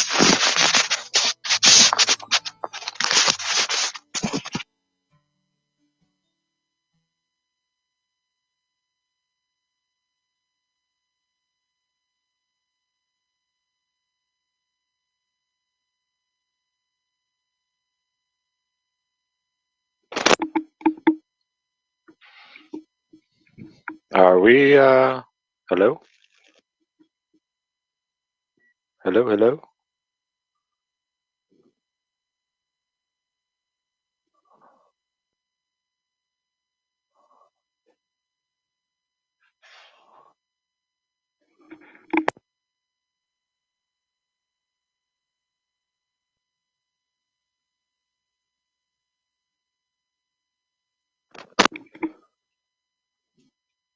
All right.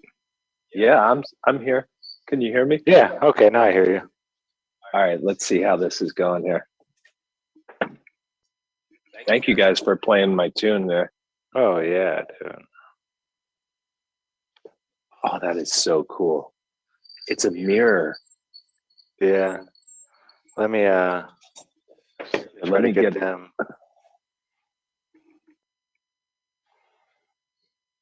It's like a perfect mirror down there. Oh, now it's clouded up. It's turning blue. It was gold.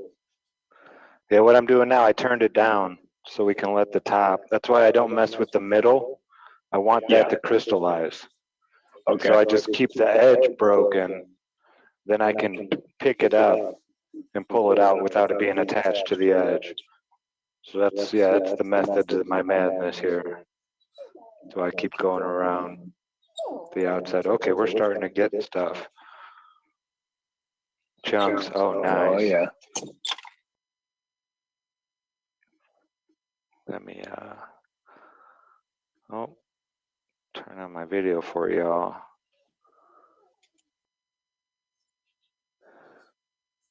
See, we're keeping the outside edge. Cold water over here to keep it cool.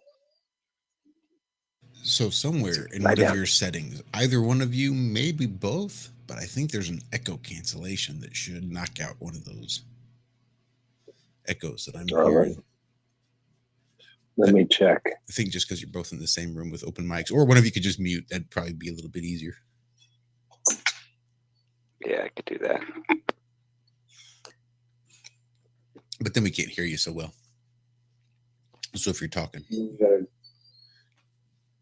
crystal forming right there, poking out. All right, there's a crystal forming here. No. Oh no. I didn't want Dropped it in the center.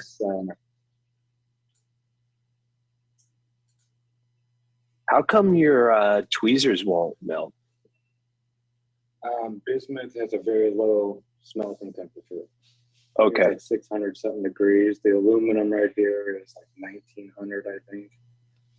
And this is probably some type of steel. So it'd be even Surgical, hotter probably. than that. Yeah. They told us that the steel in the World Trade Center was melted by the jet fuel, right? Yeah, which is kerosene. Kerosene, which burns at like half the temperature or less than half that you need to actually melt steel, right? Yeah, because kerosene does. I don't even think it does as bad as butane. No. I mean, kerosene heaters would be melting in people's houses all the time if that were true. Yeah. How would you even build a kerosene heater if that were true? Oh, snap. Guess you'd have to build it as something other than steel, something with a much higher melting point. That makes sense. And hopes it doesn't melt that too. Tonight your show's the bismuth realm. Pepto-Bismuth. Cures what ails you. Cures You know, corns. you mentioned that stuff, but you know, America was built on these. Oh, look at that. You're getting some angles here going.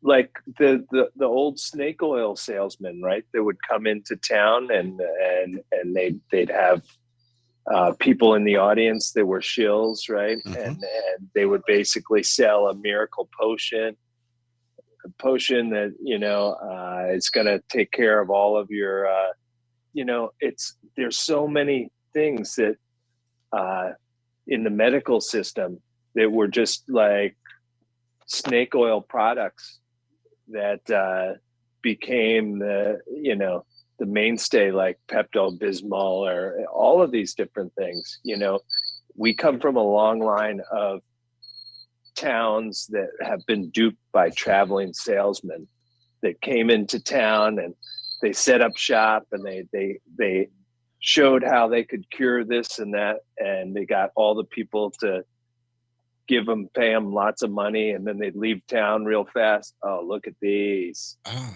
These are turning out pretty cool. Like the Spanish Inquisition? Yeah. Oh, look at no, this. we're still talking about small town America. That's right. Small town America, you know, just the idea of hucksters coming into the town, you know, in their caravan and going through and fleecing the public. Yeah, as much I as mean, they possibly basically taking advantage of people that don't know any better, right? You know, it's like, oh, they're from the big city and they got a product they want to, you know, and there's so many people, and to this day, we're known as the country that like everyone wants to like, you know, do their telemarketing, and all the Nigerians they'd call in and tell you that they got it because we collectively there are a lot of dupes. I guess a lot of people that are prone to getting duped and suckers, like P.T. Barnum said. You know, there's a sucker born every minute. Oh, sorry, I just got back, man. I apologize, but I was that's the. That he was right on. He was spot on. That's like the definition of America. You know, it's like we've got a lot of money and we got not a lot of brains when you look at like kind of collectively, and very prone to being duped by these. And now look at what's going on today on the medical system on TV. You know, they're basically shilling all kinds of products that have nothing to do with health. You know, it just is like basically a shot in the dark, a possibility to extend your life. That's what they say on the ads. You know, Abilify or not Abilify, but you know, they got these names to them, and they're like, you know, for a chance to lengthen your life, or you know. And it's crazy. There are a lot of people that are watching the ad and they're probably like, oh, maybe that's what I should be looking into. You know, like I do have stage 4 metastatic cancer, and then that's what they're talking about. Maybe I should give these guys a call because there's a chance they could extend my life, you know? Look. And it's just really sad that the thinking that or lack of thinking that's taking place these days when it comes to people and their bodies and their medicine, you know. Oh, look, how does something naturally just form right angles like that? That's wild. I do think there's a direct connection between the people of Earth that lived in harmony with nature and sort of developed whole societies around the cycles of nature and included nature. And that seemed to be the sort of basis of life here on Earth. Then at some point, something very unnatural to Earth was introduced. See, pasty blonde-haired people or pasty people that just didn't seem to quite belong came down and just started doing things completely different. And with a paradigm that was so far outside the way of thinking from anybody else here. I mean, maybe it was the future, maybe it was outer lands, maybe it was from deep in the ice. Who the fuck knows? But it seems like there was this something that was introduced and seemed to sweep across the face of the earth through manifest destiny or good old-fashioned imperialism. It was a way that needed to have the natural order of things that were going on a certain way prior to them arriving, which was this harmony with nature.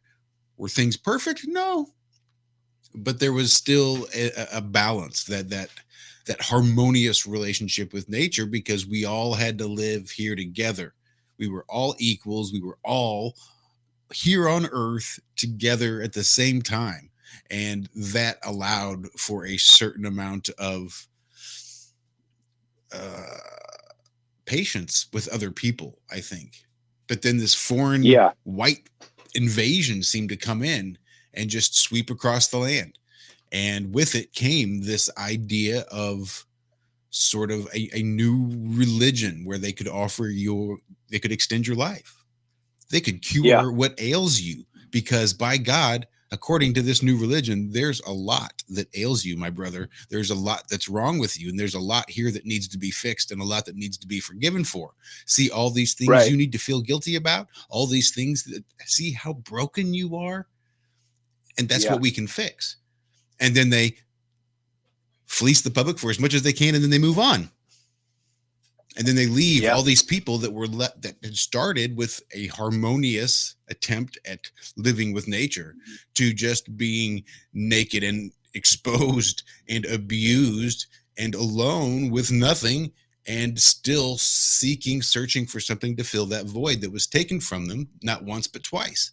And lo and behold, here comes somebody that says, I could probably scale that down a little bit and just roll through and fleece him a third time, the dumb bastards. And sure as shit they do. And as long as you keep them distracted enough, you can just come through and harvest your wool as you see fit.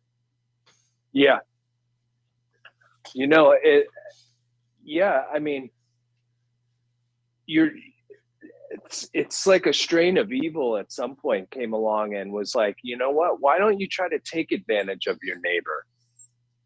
You know, like, you know, why don't you try to steal what they have? You know, and like you're saying, it's manifest destiny, you know, like, hey, this was ours. The belief that you're here because of your superiority to others, you know, and like that you are gifted, you know, and are, you know, the chosen tribe or whatever, you know, leads naturally to all kinds of really bad outcomes. You know, in which case people justify stealing from other people. And it's like, it's okay that we're taking this land or whatever, you know, as our own, because we're broken and God will forgive us. Besides, he gave us the right to do it anyway. We were granted the right to do this by God. So we shouldn't even really have anything to feel guilty about, because God said we could.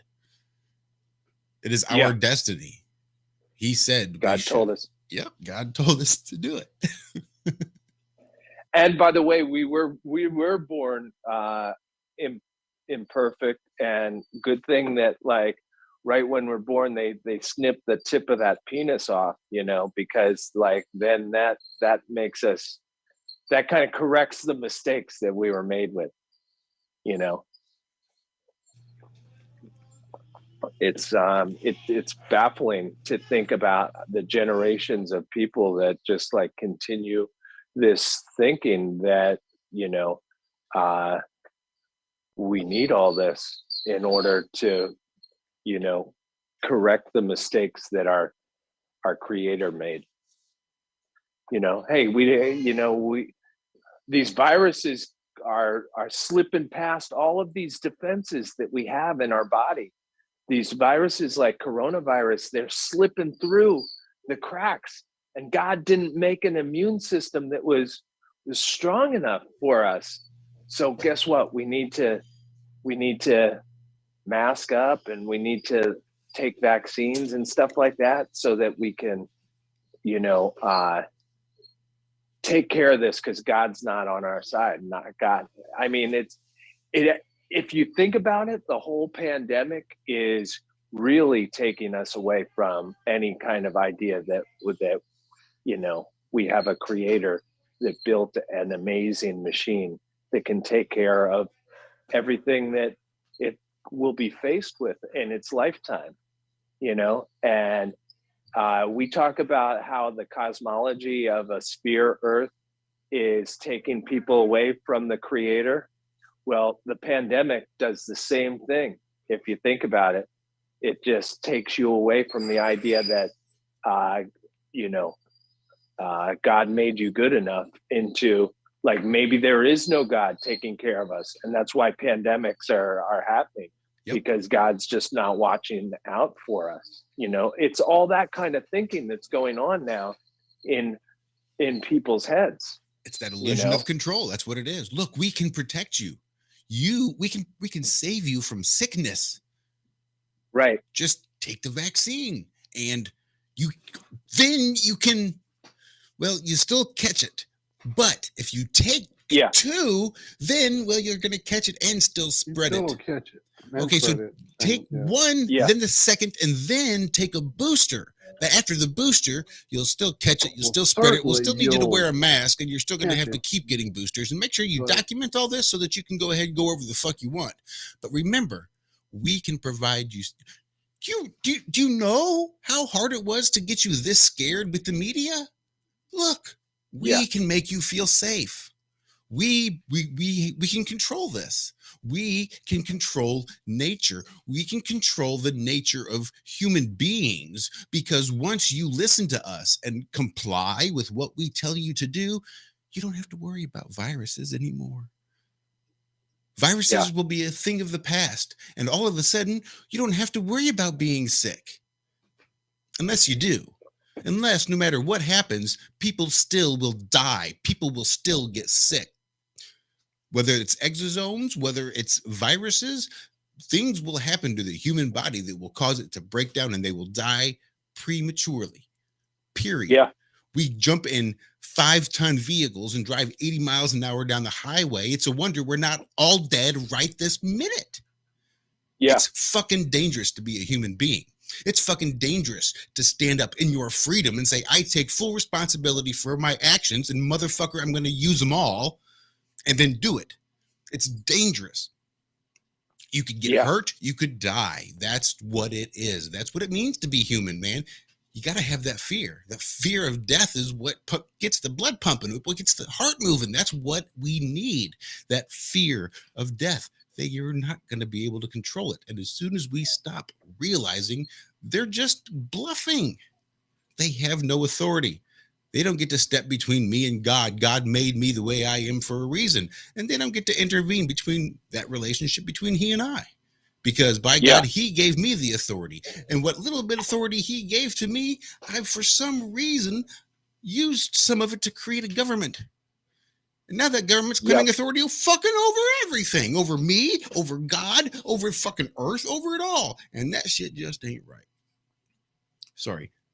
For whatever reason it was, I think the show got me fired up. And then I've basically been talking like this for about half of my day at work today, talking to the older Croatian woman that I work with. So trying I think we all came in hot I'm this right morning. there. I'm right there with you, dude. You know, and it's like I'm passionate when it comes to people given up their natural world for the man, you know, the government. Fuck the man. And it's one trick after another that has led us to believe in complete nonsense. And it's something that it makes you want to go out to people and be like, wake the fuck up. You got to see that the things that have been pumped into your head were put there for a reason. Someone is programming you, right? You're being programmed. They even call them programs on TV, you know? It's like, here's a program. It's really sad that we still have such small percentages of people that can see through it, you know? But it's widescreen and high def. And have you seen the cat videos? I mean, come on, Christian. Oh, man. And do you know how much my cable bill is? You know how hard I have to work to be able to afford the internet so I could watch my cat videos? Fuck. Dude, are you crazy? Yeah. That's like a day and a half worth of work. Yeah. Just for the internet. Yeah, just to keep your internet going. It's like they're just gonna keep all these utilities. And then how about all the insurance they want to sell you just to make sure you don't end up in a bad spot, right? You gotta insure your life in 18 different ways every month, right? You gotta make those bills.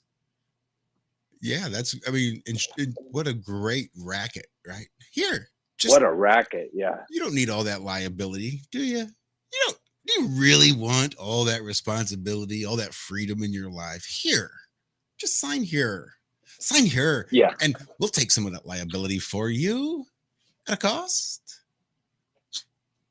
In fact, exactly. Now that you're living in Florida, why don't we go ahead and insure your home? Matter of fact, I'll insure your home and I'm going to insure the whole motherfucking neighborhood. Oh shit, this is Florida. Looks like we're going to have some claims. Think I'll just file bankruptcy because fuck you, fuck your neighbors, fuck your neighborhood. I'm out of here. Bye-bye. Insurance is great. Yeah. And it's the same thing. I'm going to sell you the fear. And once you buy into the fear, then I'm going to sell you the solution. Yep. Then I'll fleece you and leave you. And it's the same kind of guys that came through town. Yep. You know, the insurance guys would come through town on their wagon, and they would get everyone signed up for a claim, not a claim, but a policy, right? And they'd get everyone locked into. It's crazy how many people just bought into all of it. But I need liability insurance if I'm going to drive my vehicle, right? Yeah. And well, I really want to drive, and since driving is a privilege, it's not a right. I better go ahead and make sure that I do all the things that I need to do to be granted the privilege to drive. Thank you very much. Right. Wait, what's the Supreme Court say? Traveling? What's this? Maybe I will grab that Black's Law Dictionary 5th edition with the case law included and just start looking up stuff. Let's research. I mean, love him or hate him, Alex Jones was the first guy who said some outrageous shit. I said, bullshit, what am I listening to? What is the University of Texas? Experimenting with televisions. What is this nonsense? What the fuck? Yeah. What the fuck? Hashtag kill your television. You know what? I need a garage full of TVs just so I can kill them all. Right? Kill them all, Dove. Sorry, it does still leave a bitter taste in my mouth. Well, remember also another traveling salesman used to sell the encyclopedias. right? All Because right. you wanted to have all the knowledge that you needed to keep up in the world. So your family needed to have like the set of encyclopedias that were expensive enough to put you in debt for, you know, and that continues to this day. Like there are companies that are still doing that model of the traveling, you know, sending people out onto the street, selling books, big sets of books that are going to get your kids the grades that they need to get the lifestyle that they're going to want, you know. And they go into towns that are really small, and unfortunately there are a lot of people that buy into the whole idea, you know. And it's like the books are $2,000. We don't have $2,000, but guess what? We can finance these books and Johnny will get the grades that he needs. I don't know if this is still going on because of the internet now, but when I was going through college, there was a recruiter that came to college and he was trying to sign up people that would be good salespeople. They're and when in-app showed us- purchases now. Sorry. What's that? So they're called in-app purchases now. But yeah, it's the same thing. Yeah. Concept. Yeah, it's the same thing. But, you know, the model was built on going into disadvantaged neighborhoods and trying to get them sold on the idea that these books might be like their way out of the disadvantage, you know, and that like by getting these books, your kids are going to get, you know, they're going to break out of the system. And that's the worst kind of, imagine someone who has a job like that where they go to work and fool people all day long, fool disadvantaged people all day long, and think about the karma that generates, you know, like all the, I mean, how do you sleep at night when you know that you've just basically robbed a bunch of poor people from the money that they didn't have in the first place? It's got to be tough, but they do it all the time, you know, like insurance salesmen, there's so many people that go home at night after selling a bunch of stuff to people that didn't need it, couldn't afford it. And you got to brush that off and try to get a good night's sleep, knowing that these people are going to have like a tough time with their food bills because they bought your stinking product. But you know, I'm just looking out for number one. Just looking out for number one, right? I watched Wall Street, man. Yeah. Michael Greed Douglas. is good. Greed is good. Yep. It's so American, isn't it? That movie was so American. So 1980s American, but yeah.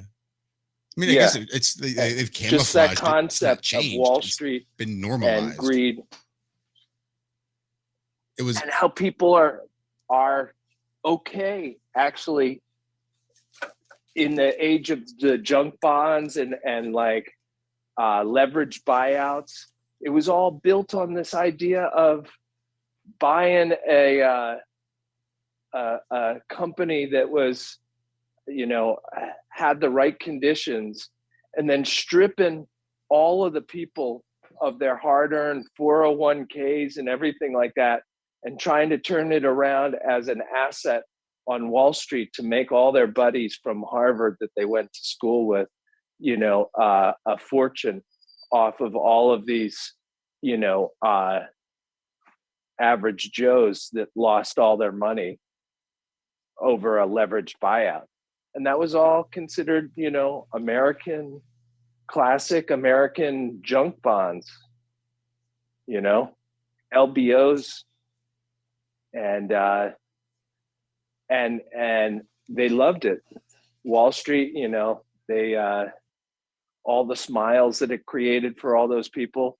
Well, as big as their smiles were, there are people that are hurting because of the actions they took. And it's just crazy. It's like, how do you go to sleep at night knowing that you ripped off a bunch of Midwesterners that had nothing to do with Wall Street, stole their assets and their livelihood and their future so that your buddies on Wall Street and the Ivy League schools that you all went to and stuff like that could go home and live in mansions. You know, sad. Sadly, they sleep like frickin' babies. Oh yeah, once they get all of the quaaludes and stuff into their system, they're going to be. Once they say goodnight to their prostitute, you know that they're Right, hanging everything out they with. do to dampen down their true feelings that might, you know, Yeah. incite something like, oh, I don't know, tears or anything like that. I'm just saying. I grew up in an affluent town in Connecticut. My dad was a stockbroker, and they made a movie about the town that I lived in called The Ice Storm, and it was about like all of these people that were making really good money in the 70s and 80s in New York City. They were coming and taking their money back to Connecticut, and they were leading these like really messed up lives, you know, like a lot of them had, you know, lots of women on the side.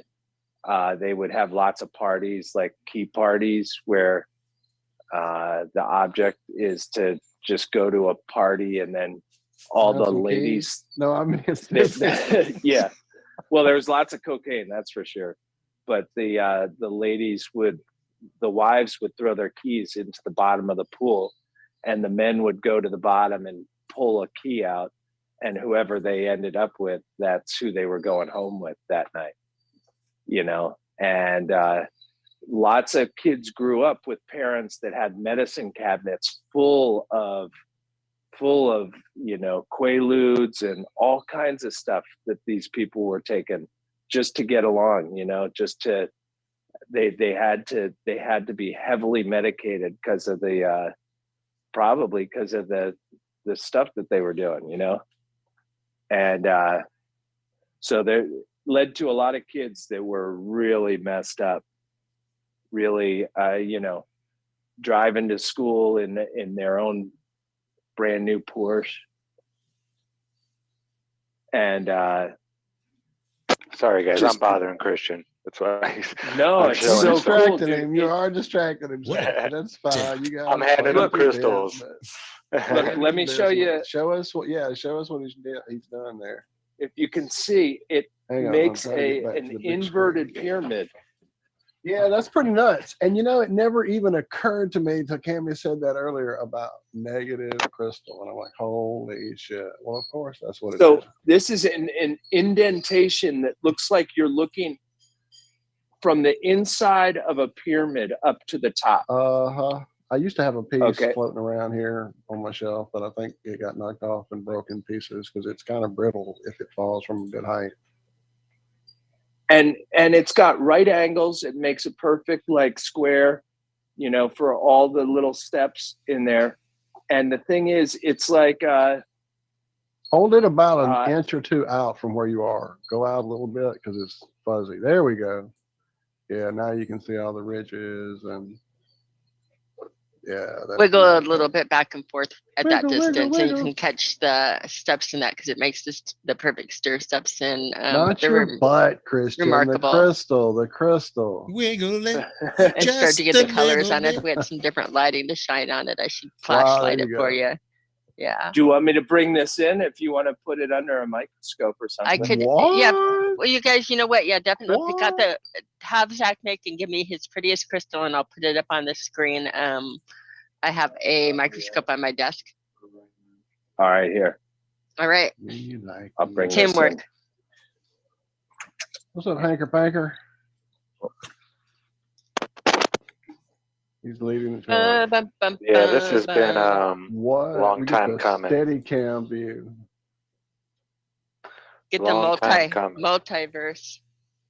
Da, da, da, da, da. If y'all look into each other's camera, the world will explode. Don't do it. Okay, now drop Don't it on do here. We want to put it up here. Okay. And make sure you look, you'll see the main stairs going down in the big one, but if you turn it on its side, you can see how the stairs are actually underneath as well. It's not like it's a solid thing with those stairs built into it. It's just those stairs that are like growing into the air almost. It would look like a kind of like a tesseract almost, but with steps. You're breaking my brain. Stop. Because Tammy already broke it earlier with the negative crystal idea, and I'm like, yeah, that didn't take long to break me. I saw on TV that the blue ones are the best. You got to make them in an RV in the desert, but if you can get the blue crystals, they're supposed to be the best. You know, I think Yeah, I'm going to. Oh, hey, I'm going to bring it up. Oh, she can screen. Sure. Shit. What? We are multi-dimensional here. That is way cool. Whoa, here we go. Oops. Sorry. These tweezers are a little bit small for that, but do you see all the perfect negative crystals in there and how I think I am. So I'm not. Oh, I am. So those are more like ridges sticking out rather than steps coming down. They go You know what I'm down. saying? Well, they go down. Yeah, but they they're go down. ridges. They're not stairs. So let's get rid of Is that this what one. you Hold were on. saying, That's not Dad? helping. Yeah, there it is. Yeah. Oh, look at that. There. That's a good one. You can see the perfect squares. Nature doesn't do square. Nature does draw in straight lines. That's one of my favorite. Nature draws in straight lines perfectly at all times. Oops, let's get you an angle. What nature doesn't do is nature doesn't start a line at one end and draw it to the other end. Nature draws from the inside out. So if you think about it, like having your pencil and drawing, if you're going to draw a line, you would start in the middle with 2 points and draw outward. But nature draws in straight lines all over the time. It's what nature does. That's so cool. And if you see again the edges that you're seeing, even the outer edges of it, how squared they are in that, you can look at again right here, look at the perfection. Like a frame, yeah. And it's starting again here and here and here and doing it. This is when either gases or liquids, in this case it was a liquid changed over into a solid.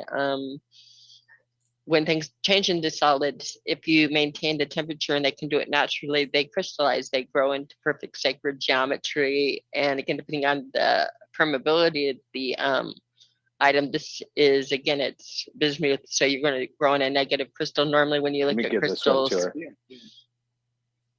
going to give me another one. Normally, when you grow in crystals, you guys are used to seeing more of the like stellated ends. Point coming out, right? Yeah, exactly. points coming out. Or they're that's why most of my crystals are even or again, this grew as a crystal like this, but you have your sharp edges. Does bismuth like magnetic level, like how magnetic is it at all? It's resistant. No, it's the most anti-resistant. There's nothing less magnetic. So does that mean, okay, so I'm just trying to think how you doesn't have alter its stuff like frequency so that it would grow in a different way. You know how you could exactly. That's how energetically again. These are again the properties that are with frequency of sound, with obviously heat wouldn't do it because that's where we get this, but something to make it shift. What would shift it? That's what I'm wondering. What would do what to it? To shift its structure, to change its the way it's the pattern it's growing in. Again, it's having, you're right. Because I've seen some have almost a spiral coming up from them and stuff. So what in nature causes that? You know what I'm saying? Where does that come from? If it's not magnetics, what shifts it from Well, being just when squared up we're like saying that, well, it grows in negative crystals. So in other words, it's the most anti-magnetic, but in other So words, it's the going, permeability. it's the negative magnetism. It's the ether. It's growing through the ether. Right, right. So it's going to grow into a negative pattern. Again, that's an indent. If I take the tweezers, that definitely has depth to it. See how I can shadow in that and go down into it? It's 3D. It's a negative crystal. It's growing. See, I'm getting, I think, some better shots here where you can see the perfection of it and seeing that like going down, I'm going down into it. It's very, again, it's the opposite of your stellated where your crystal's on the outside. It's reacting with the things. Every element reacts differently, and the way it reacts differently is something that you would denote in it as a property. So it's going to shape its own crystal. You have your main crystal habits, which happen to be your sacred geometry. The exact same shapes in it. They're there for a reason. They grow in nature all the time. This is how nature creates. So they're giving me another piece to put under. Still a little bit warm.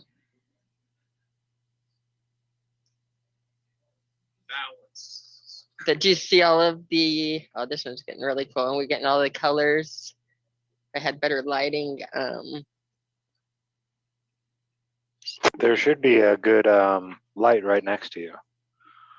I have that one over it. Oh, you want maybe the flashlight with it. This is UV. It's giving it a different flavor of it, but let's give you even a flashlight on it. I was worried it would be too much light.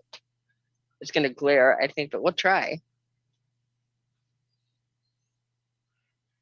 Oh, look at that. That's so cool. So you can see into like the depth of that.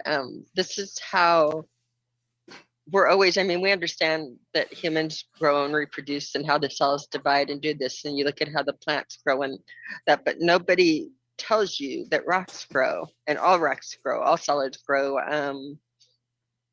Everything, almost everything out there you see is that, again, crystalline, that if it grows too quickly, you'll see the rough around it where it cooled too quickly to crystallize. And then you have the rough surface of the element.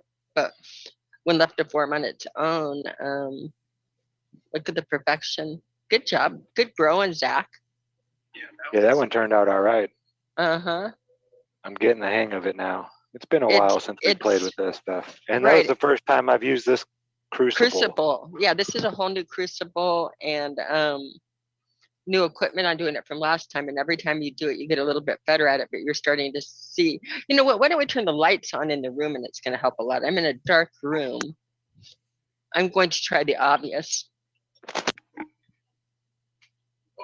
Oh.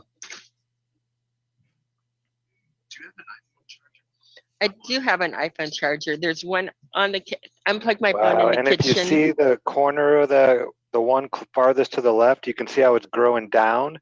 If you turn it and look inside around that corner, there's steps in there as well. That's what I was saying, how it does like a tesseract. It's like small boxes going down to smaller boxes from every direction. So it's an MC Escher crystal.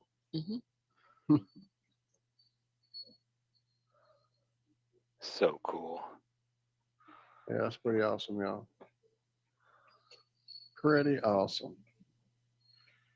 And again, we're going to also, I've got some slides now and getting this set up here where we'll grow some other things. We'll grow some alum and some regular crystals that are going to grow more in the way that you think, where you can watch them grow under the microscope as they're physically growing.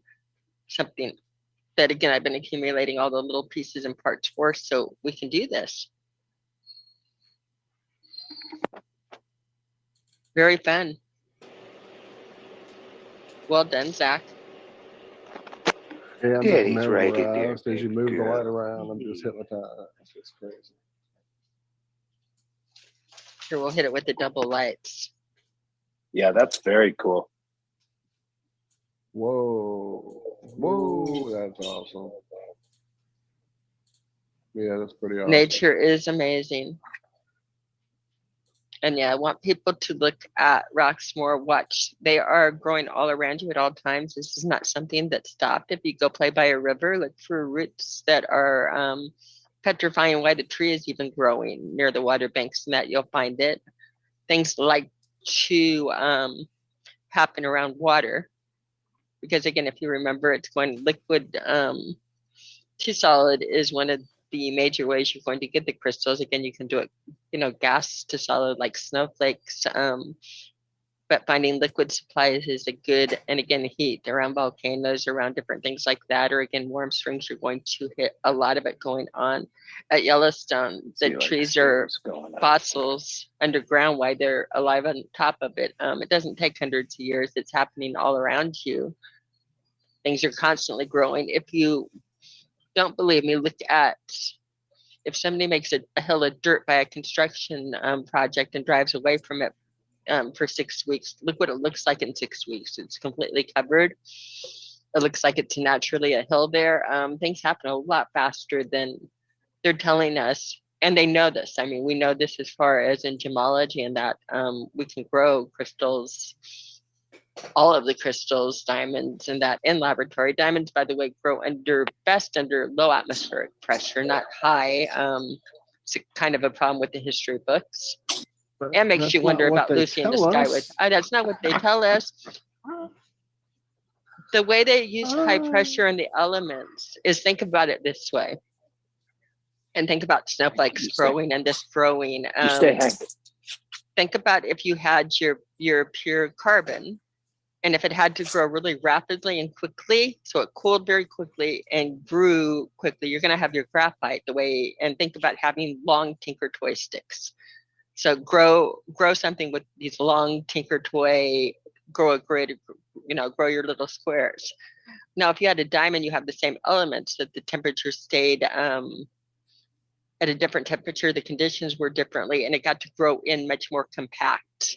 So your tinker toys would be spaced much closer together. They would be smaller, more compact version of it, is how it fractals up. But you could never take your graphite and put pressure on it and turn it into a diamond. You would just crush the structure of it. It would never pressurize something to turn it into a diamond. The diamond has to grow on its own. It's, again, what they teach us is crazy, and it goes against everything that happens in nature. So I think you guys are breaking the matrix with this. Look, it's crazy. reality. It's for those that really want to see, and it's beautiful. When you see how beautiful it is and how you can grow everything you need, and how clumsy we are on reusing it. With our wires and that, again, every solid we have is just made by crushing the different elements and re-putting them together, and then usually with plastics, glosses, and that, it's very, very unorganized and not very efficient. Remember, your properties are like thermal conductivity, electrical conductivity, hardness, density, again, your cleavage points on it, the refractive index, does it have one or two optic axes? These are ways we tell one material apart from another, and it's very real and it's very beautiful, and they don't show us that. They show us the finished products, but not the perfection of what we're starting with. Now, we've all gone on a rant tonight. This has been epic. Yeah, good times here on Iron Realm. For all. And yes, my finger, yep. All happening in our backyard. Good times for rice. Whoa, look at that.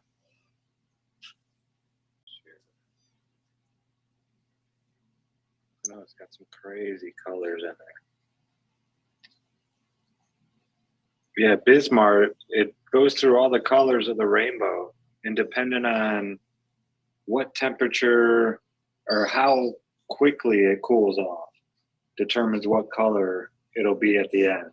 Yeah, I was kind of scanning through some stuff about this as you were doing it, trying to find just the different shapes and structures and seeing the colors. I'm like, well, why is there so many colors? So I was just reading up on that. That's what you need the There's butane for. green down. Look at that. Beautiful. Yeah, those greens and teals and azures. Yeah. I love that shit that it makes. That's crazy. What if you took the butane and used it for the cool Yeah, side instead of the melted. hot side? Well, I didn't hear you, Josh. What happened? I said you could use the butane for the cold side instead of the hot side. Oh, wow. And quick cool it and get some different colors. Yep. Or would it shatter? How fast can you cool it? I'm not sure. I'm thinking about Is opening it like the window iron? Can you dip this it? time. That kind of shit. You know what I'm saying? Or is it like What if you dripped it into the ice water? What kind of structure would it take? Do you know? Wow, A ball? that might, yeah, that might. Might Be. explode. You do that with safety equipment for sure. Yeah. Yeah, it might be some snap, crackle, and popping because I have some cold water right over here that I cool off my toys when they get too hot. And when I stuck it down in there, it started boiling the water instantly and shot it back out.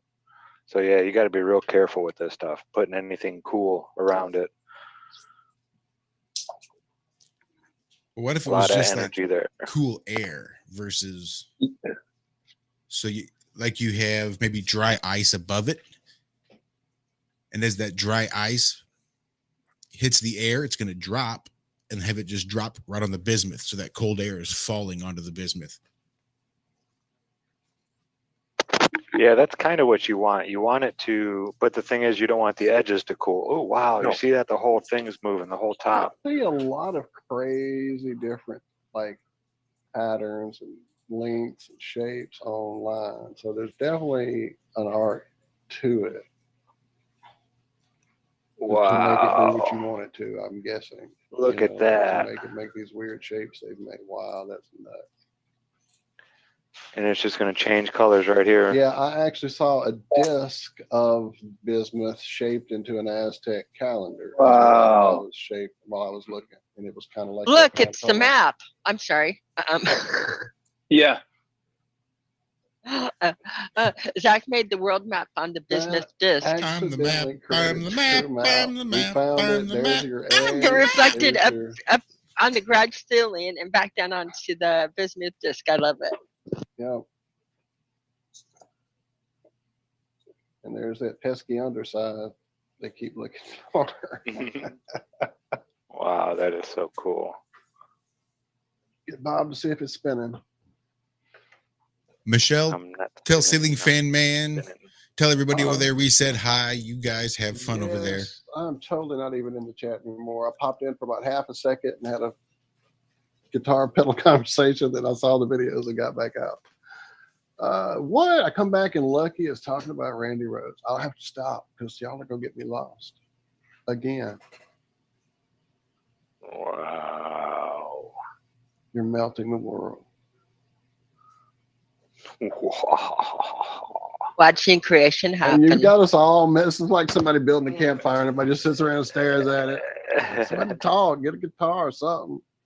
So I'm just staring at the world of the fire. 'cause that's what I Christian. was just staring at the world of the business.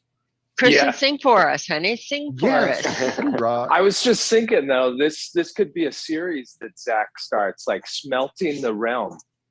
Right? You Right. know, like every week he smelts something different and explores the chemical and crystalline composition of elements. I mean, I would tune in every day, every week to that. It's like, oh, he's smelting mercury. Well, he's not That only would be smelting bad. going on. If you take your camera and take it to the right of the little kiln, you'll see that he's distilling spearmint oil right now too. And I think that we had you take a whiff of that spearmint oil. Oh yeah, it's so nice. So we are making extracts and essential oils. And again, if you take a whiff of what's in that jar there, it's an experience. You smell it for like the next half hour, and It fills your I head haven't even with looked it up. goodness. What does spearmint essential oil do for you as far as aromatically, as far as I don't know. I know it makes you feel really, really good. It's so refreshing. it You sounds do like it. like most mints Uh-huh. tend to energize. So that's Right. what I kind of figured. I'm thinking with my headache, I might sneak into the garage and take a whiff of it because again, I've been just fighting a migraine and I missed last week's show because I had to have a tooth extracted, and nothing sucks worse than a broken tooth. So No, it doesn't. It's the worst. So I'm recovering from that, but I don't want to miss another week. I missed you guys a lot last Friday, but I couldn't talk very well. I'll be in that It's boat tough to get sometime soon old. if I ever get It's over this tough cat to get scratch old. fever. All right, I'll stop. But yeah, everybody seems to be going through this. Liz and chat still suffering and won't have an appointment until later on in December. Mine's not till the 1st of December now. So yeah, fun stuff.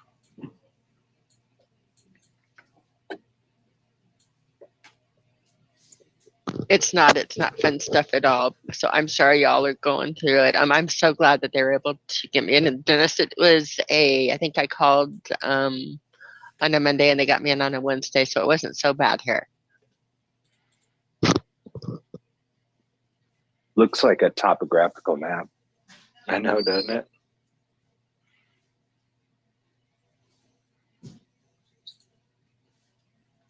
I'll start changing. Ooh, yeah. I wish the glare wasn't so bad for you guys. You could really see the colors.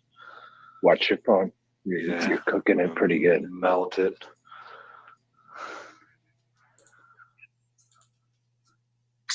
Fun with fire. He's smelting. He's melting. What's the difference between smelting and melting? It's like the same process. Smelting, though, you're putting it into a shape. Okay. You don't just melt it. You actually put it into, and then once it's liquid, you pour it into a cast or a mold or something like that. And that's like the process of smelting something. Is there any, what are the uses of bismuth? Pepto-Bismol. Yeah, I'm not sure if they use it like in They use it in alchemy. Anything. Yeah, they do use it in electronics and parts, and I'd have to look at it. And as far as medicine, it's used all of the time it's been used for ages, and is the key ingredient in Pepto-Bismol. And yes, one of the geek channels took Pepto-Bismol and distilled Pepto-Bismol into bismuth and made a bismuth crystal out of Pepto-Bismol. So really? yeah, it's been done. I watched that. It's a lot easier the way Zach's doing it. Zach, you would maybe I'll have you watch that video sometime. It's a lot of work extracting the pure bismuth out of the Pepto-Bismol, but it's a big ingredient in any of your tummy ailment. Bismuth, because it's a base, right? It's like it's an element. It's an element, but like on the isn't pH. it something to do with like it's not an alkaline, it's a base? I don't know. I wish I knew everything, but I don't know everything on it. That would be a good question or a good thing for anybody that does have the answer. I'm gonna come smell the spearmint. Maybe I do know and maybe I forgot. I probably don't know though. Maybe it'll help your migraine.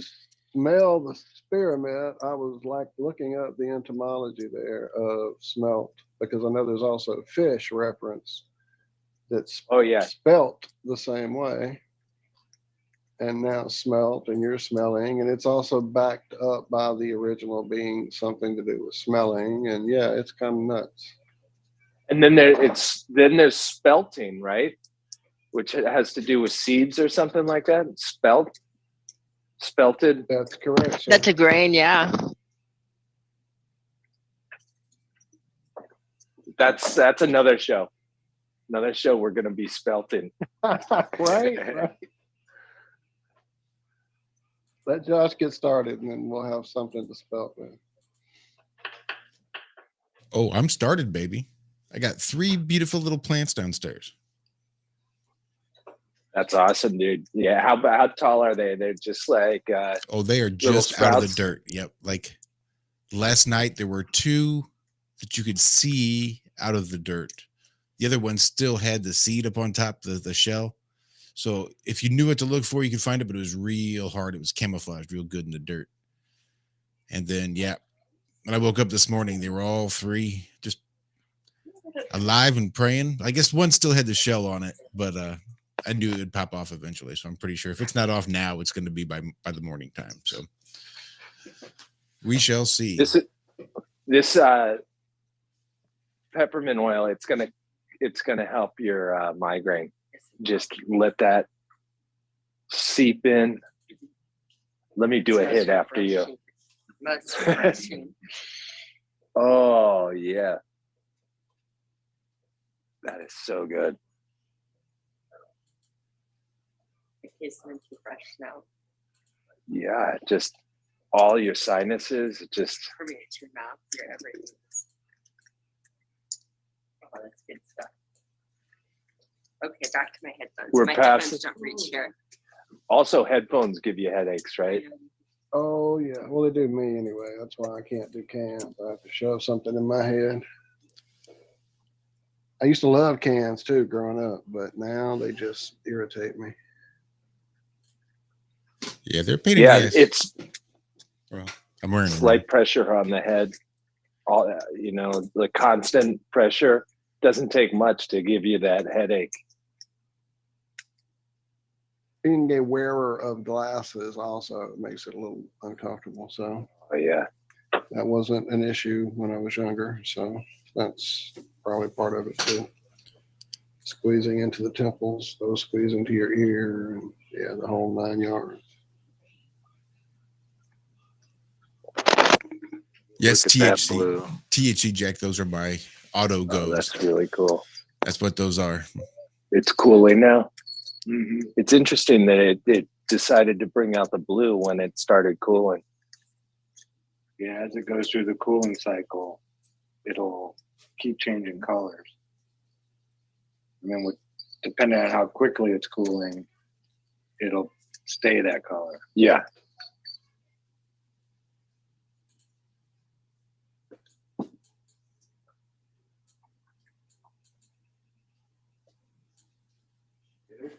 Get big giant pots of this stuff, and they're outside in their front yard, and they're making huge, like 6-inch across crystals, with just big 1-inch, 2-inch pyramids sticking out of them. It's just gorgeous.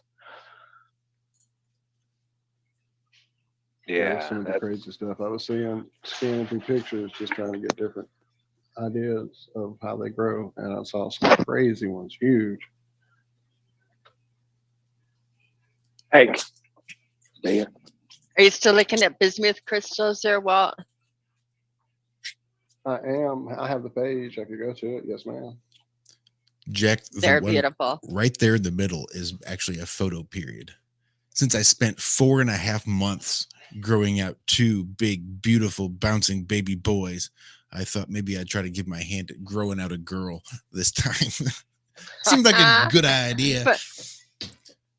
So that's the one right there in the middle in the solo cup. I'll be transplanting her once she pops through. So yep, that's my three autos. That's a Gorilla Glue and Candyland or Bubblegum. I think Candyland, and it's Bubblegum there in the cup as the photo period. Congratulations, Daddy. I'm proud of you. Thanks. I was. But you're proud. I was. Cigars all around. 18 hours at a time. 18 hours in the water. 18 hours in a paper towel, and about 18 hours in the dirt. And I had leaves. It was quite the process. I was thoroughly impressed by the progression of that ruderalis that they crossed these cannabis plants with. Man, they're rocking and rolling. I hope I don't fuck them up too much. We'll see how I do with these auto flowers. What do they call them? Auto flowers? Yeah, because you don't have to change the light cycle. I can run. There's a chance I'm going to run these just in my veg side. So it'll only stay on those 18 and 6 light cycles. Yeah. And it's got a lifespan, and it just runs through the lifespan. Veg, right? It'll flower itself, and then it flowers, and you just check your trichomes and pull her when she's at your liking. But the ruderalis that they crossed her with is why she doesn't need the light to actually go into the flower stage. And that's why the photo period there in the middle, that's the one that I can make as big as I want and just keep her in veg as long as I feel comfortable. And she won't flower until I flip her to 12 and 12. Now, ruderalis, is that somewhere along the equator? That's a good question. I just ask because they don't really get too much of a difference of a light cycle. Right. They'll, it stays pretty constant around there. Not a whole lot of those 12-hour. While you're checking that, look at my screen there, Cammy, if you can see it. Oh, I see And it. It's beautiful. Zach and everybody, is that not the most nuts thing you've ever seen? Well, can't you share it with everybody? No, everybody can't see that. No, I just didn't know if you were still playing in the crystal room in there. So I didn't know if you had a second to look at the screen yet. That's all. No, I've I'm been sharing it with watching. I everyone. came back when I'm sharing it with everybody. I just want to make sure you saw it before I killed the screen. Absolutely beautiful. So what if you just let it cool in a freezer? Or if you like took it into a walk-in freezer or something and just pulled them out and let them cool? Is it a because I think if time? you cool it too quickly, it just hardens and you get a random shape. It doesn't have time to grow into and formulate into, Gotcha. organize into the thing. So you don't want to fast grow it so much. Right. Otherwise, But you it's do just want to, kinda- they're controlling the temperatures by bringing out the different colors and the patterns, and that's definitely more so in a freezer, that probably like different fans and different things to control your conditions. And again, when you start doing it, you get better at it. We're somewhat, again, I watch things grow, but actually growing them ourselves, again, it's a learning experience. And that's part of the journey is making the beginner level crystals and getting better at it. You don't start there. The laboratories that are doing that, they've got some nice equipment. And again, they're controlling their environment and they know what they're getting. So they can, again, pretty easily reproduce this and market different pieces and get the same results by controlling the environment over and over again. We're not going to market that. We're going to learn some and then go and probably grow other kinds of crystals. And but each one of the crystals, you can go into anything and find people that are growing them in perfection. Gold. I mean, again, if on the solids on it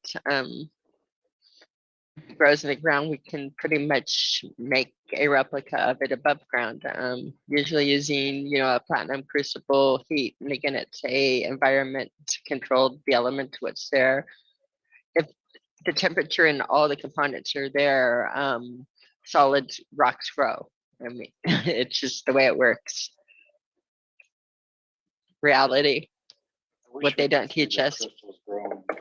Well, we can show, well, I've shown you like I know I've shown you on a show and that, but with the microscope here, we'll get some slides and we'll actually let you guys watch them growing in process, and that will, I think, help you a lot.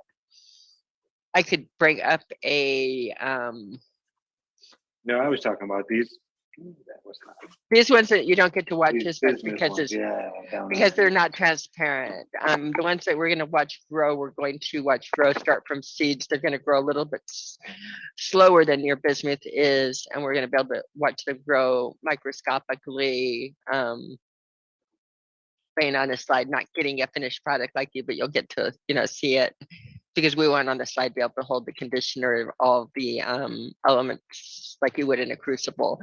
But it will let you see how things grow all around you when they are growing all around you and turning to rock and crystallizing all around you. It's the nature of nature. Fire that up. Mm-hmm.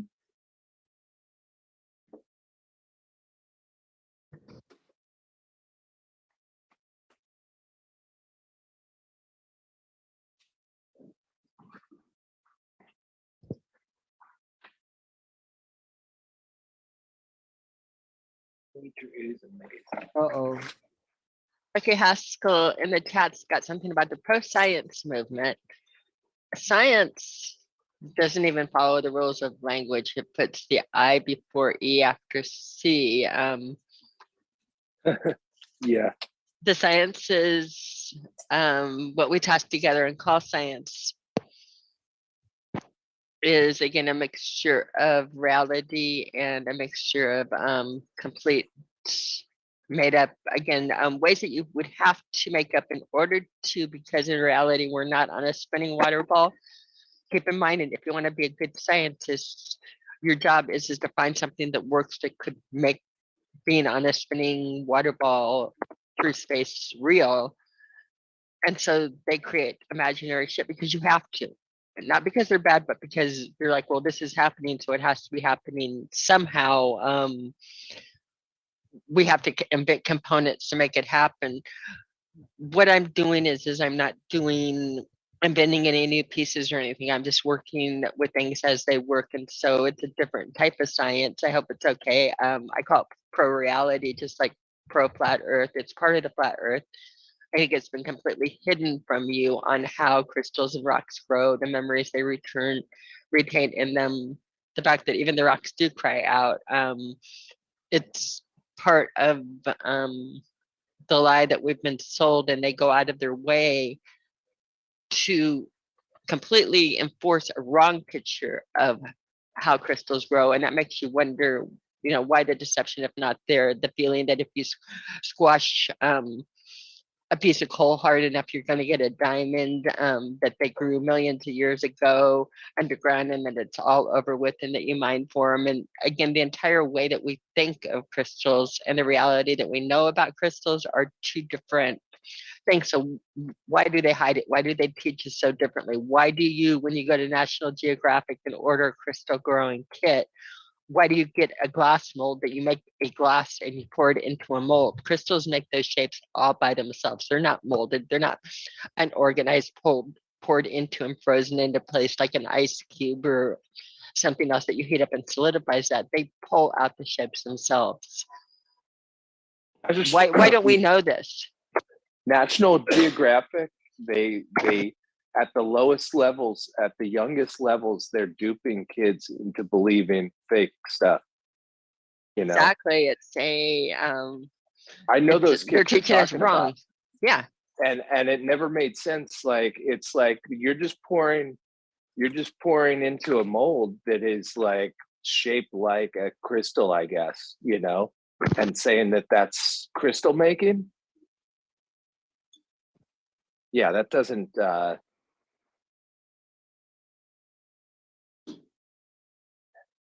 there was a quote that I like, which is questioning science is science. So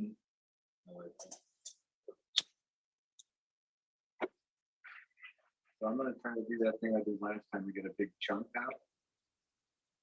Yeah. And then I'll have a big enough piece to do some anti-magnetic tests. We can show the magnet swing and then stop right there. Won't get that big chunk of bismuth. That'd be really cool. See what we can do. If I can get it out like I did last time. Yeah, that was a good idea, Ben. Stanford. Yeah, we could do that, sure. So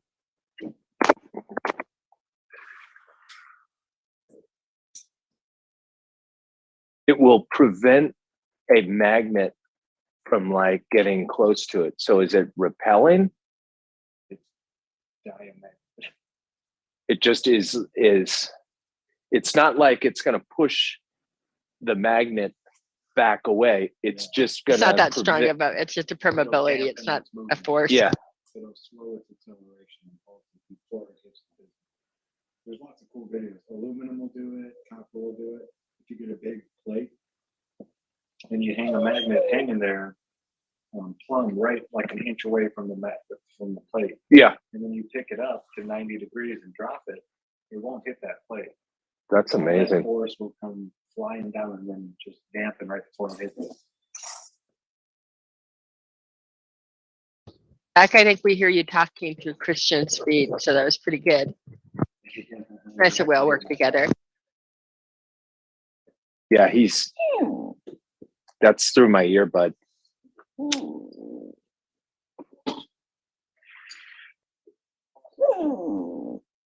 Can you hear Hank? I can. You could do Werewolves of London for Hank. He loves that song. He just wants to be loved. It's amazing. This dog is like a love hound.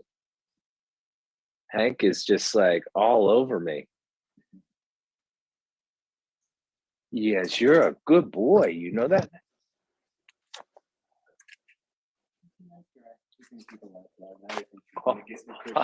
No. Oh my gosh, you're so handsome.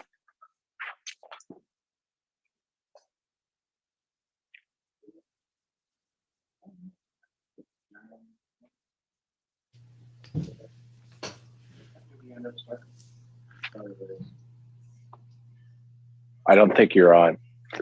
Oh, Yeah, I'm not on. now you are. Yeah, I was gonna say, what time did we end up starting? It was like 5:30. We're getting close to it. I was just thinking, I was Sorry about that, Liz.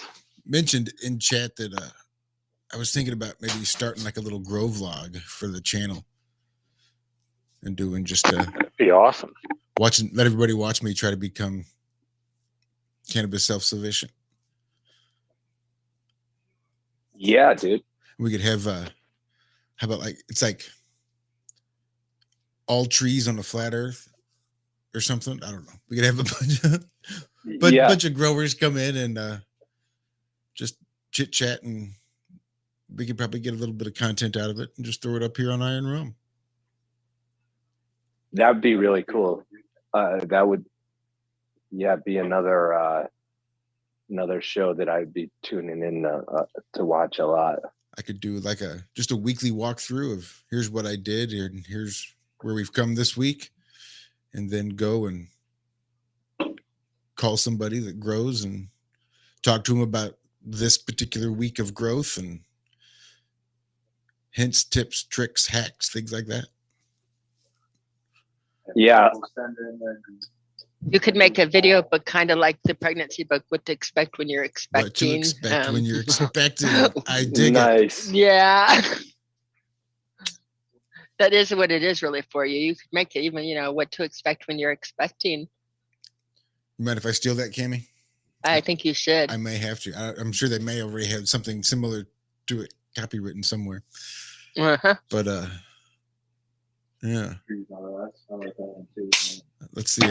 I'm sure I could bastardize It's not applied to that baby somewhere. beds. I mean, come on. It's not like you're trying to take their idea at all. Right. Yeah. I'll let that percolate for a little bit and see how it is with a little artistic twist I can give it. Yeah, I like that. If you can, I had a kitchen garden that I had growing, and I've posted pictures on Facebook. My iPhone got pretty good pictures of my plants through all the phases, and like my tomato plants. This is just like tomatoes and lettuce and stuff that I was growing in the kitchen. And it was just in a setup, the Aero Garden setup. Mm-hmm. Rose 777 got me to buy one of these things, and it was really cool. It was, just like you just put the pods in and you watch them grow in your kitchen, and you add water to it, but it controls everything.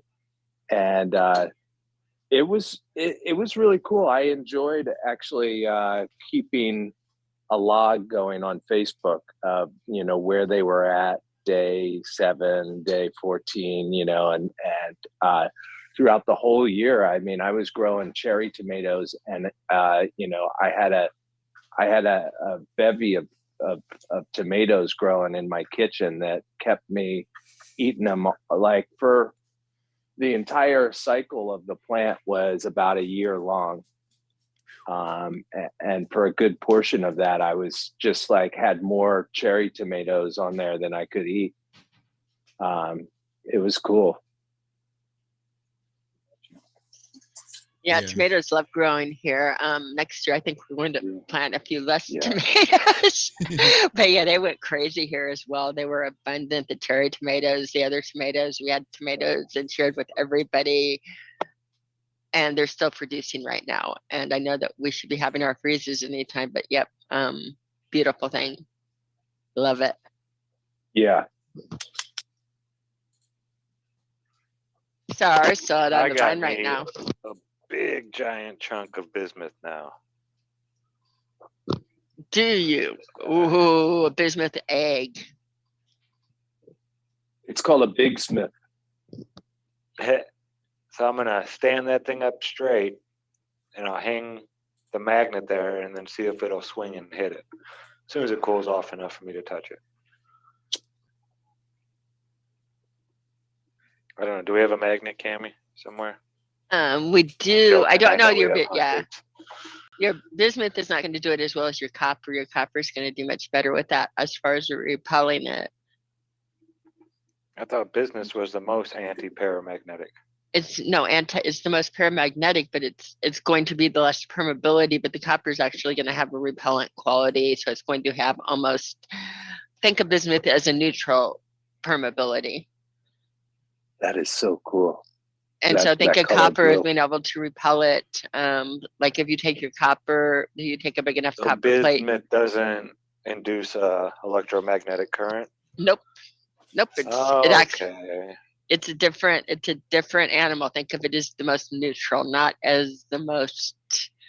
Again, it's a different way of thinking, and they've intentionally taught us how to think about things wrong. So it's easy to mislead you onto things. But yeah, your copper is going to be much more effective in the experiment you're going to do. If this, what you'll probably do is break your bismuth, swinging your magnet right into it. So. Yeah, I don't think it'll break it. It's still really hot though. I wonder what color it's going to be. It's blue right now. It looks like it's staying blue. That'd be a cool paperweight. Yeah. You said you got a frequency generator around there somewhere, right? Mm-hmm. We sure do. I wonder if you could combine some cymatics with the bismuth growing. If you would need a plate, if you could just do a sound field and let it grow within that field of sound. Wow, that's an idea. Yeah, I really don't play with that too much because that's not a toy. That's the Rife machine.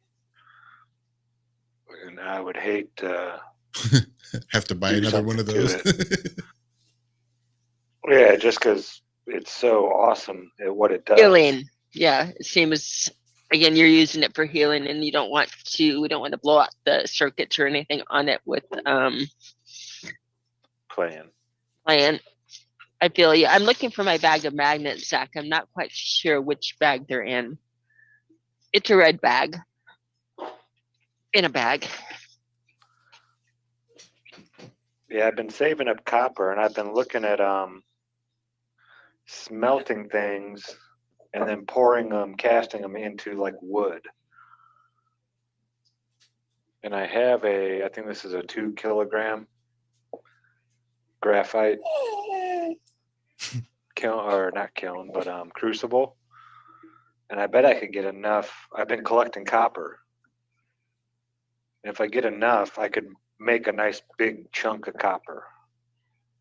That would be nice. If you took a nice block of copper, then you could get it. Then again, you swing the magnet, and it's going to stop dead in its tracks before it hits it, and we can do all kinds of things with it. But yeah,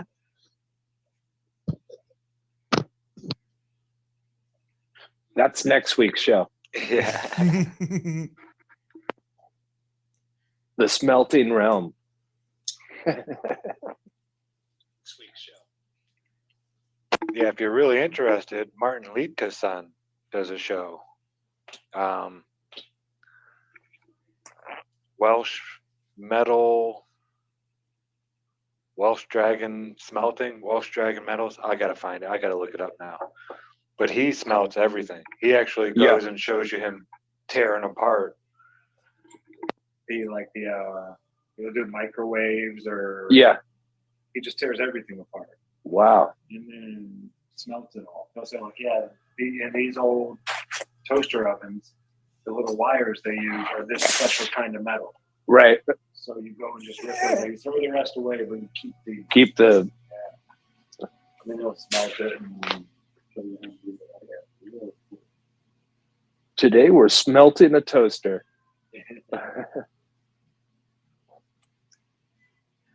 We're toasting a smelter.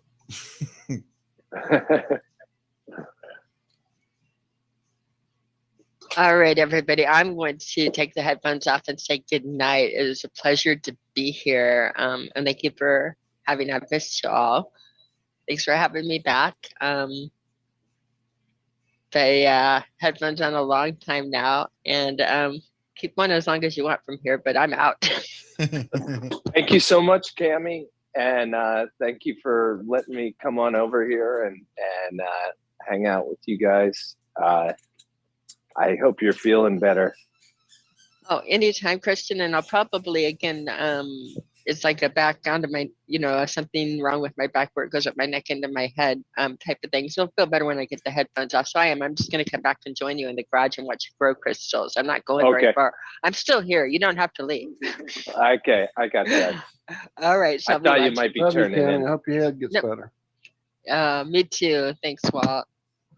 Good night, everybody. Good night, Kimmy. Give Bob our best. Give Jaron our best. Yep. Love you. Thanks for hanging out. Big hugs all around to the whole Hugs family. all around back. All right. Good night.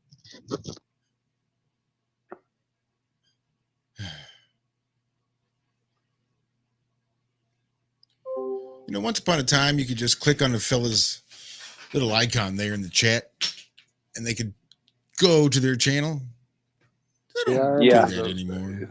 That'd be real cool. Ancient days of yore. You guys remember yore? Not mine. Prove it. Not. I was holding it for a friend. Exactly.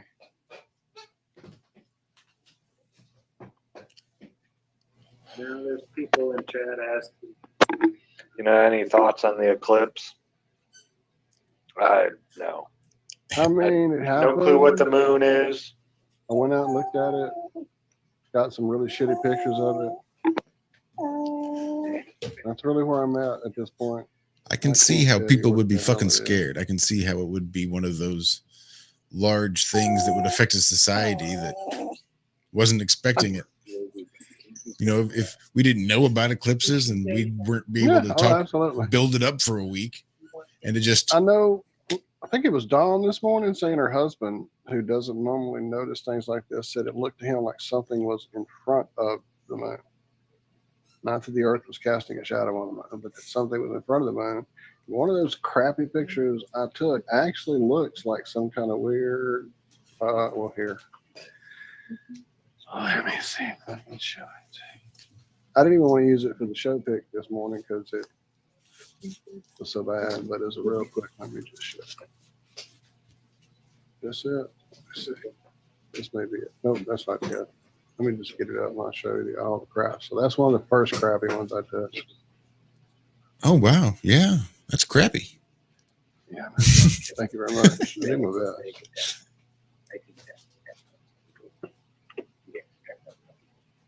That's it. Oh, damn it. I just saw it. There. Yeah, that one. It looks like it's in two pieces or something. Like there is two sections, or I don't know. It just looks weird and extruded. Yeah, I think it was on a tripod. That wasn't blown out or whatever. It was tripoded up. It was just weirdly. Seems very exposed, and it's just overexposed in the white area. Shitty camera. Thank you, Josh. I'm telling him, but I got a shitty camera. That's just thing. What's the story with the predictability of eclipses? Is there's like someone within the NASA and stuff that is doing this, or is it all being done by computers at this point? No, it's because there's like some kind of like weird science that they don't want everyone to know, right? About making. But Fred's not part of NASA, the eclipse. Is he? Fred's not officially with NASA. I thought Fred was like an independent. He's retired. He's retired. He's the eclipse dude. He's the guy. He's Last like I heard, he was just still lets the guy. everyone know when there's going to be an He's eclipse, the and we all of the eclipses, right? I'm being very facetious, but at one point that pretty much was how it was going early on. When I started looking into it. It was Fred Esfanac, and that was it. There was no one else doing it. And I'm like, well, I thought his name was actually Fred. The Chinese. Yeah, there was like was it really one dude that was basically putting out the predictions, saying here's where they're going to be. I've got the model. I'm doing the model, and I'm going to give you when they're going to be, and we can run my model backwards and I can show you where it was. And one of these days, we're going to have an eclipse that was going to be that's bizarre science right there. Science where only one guy knows how to do it. Right. That's weird. Let's see what Fred's into. I think there's open source projects, I think, these days that people are trying to model it and get it done that way. Oh, and I lied. He didn't work at NASA. He worked at Goddard. That's where he worked. I knew he was at one of the space places. I hope you heard the air quote. Anyway, yeah. Oh, Freddie. Freddie. All right, well, let's get out of here. Let's because we'll be here all night otherwise. Get the fuck out of here. I'm tired. I mean, the no one has put this into a prediction program. It's not an algorithm that you can run that just says here are all the eclipses that are going to be for the next 1,000 years or what. I mean, they really have a guy that's apparently you go to eclipsewise.com, a website dedicated to predictions and information on eclipses of the sun and moon, written in quatrains. And I'm sorry, nothing. I said written in quatrains. Right. And then he welcomes all comments and donations, and he's donating. His last words are clear skies, and that comes from our boy Fred Espinac. This is his website that you get when you go looking for ways to predict. Well, I would imagine if he's the only guy on earth that knows how to do this, that he probably gets paid pretty well to let everyone know this information. I would imagine they have him well protected. That dude's got 24-hour security guards, I'm sure. Yeah,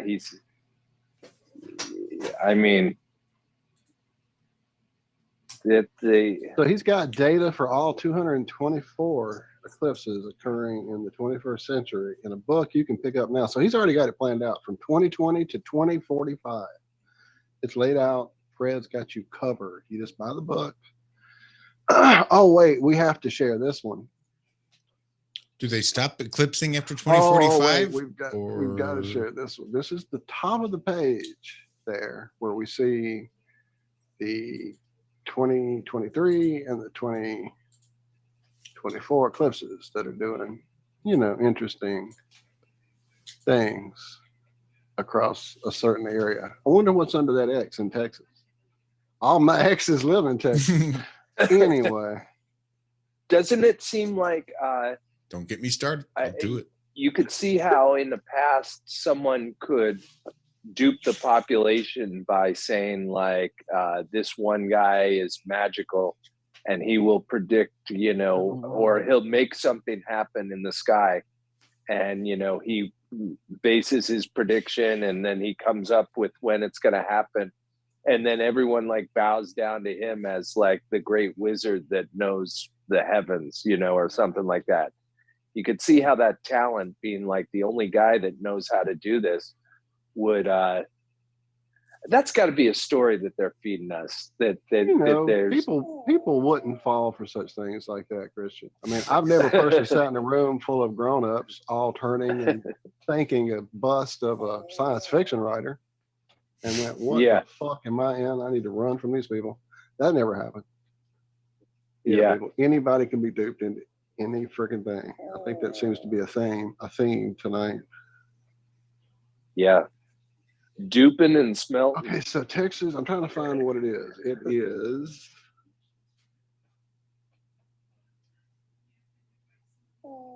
come on, get bigger.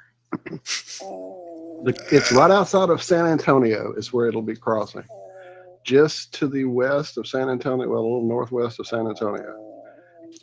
Between Rock Springs and Kerrville, north of Uvalde. There's really no named town right in the middle of where it's actually happening. There's all kind of little places around it, but yeah, so that's. Has it got a latitude and longitude maybe? 4M26S. Does that mean anything to anybody? 4 minutes and 26 seconds. That's what it shows me here.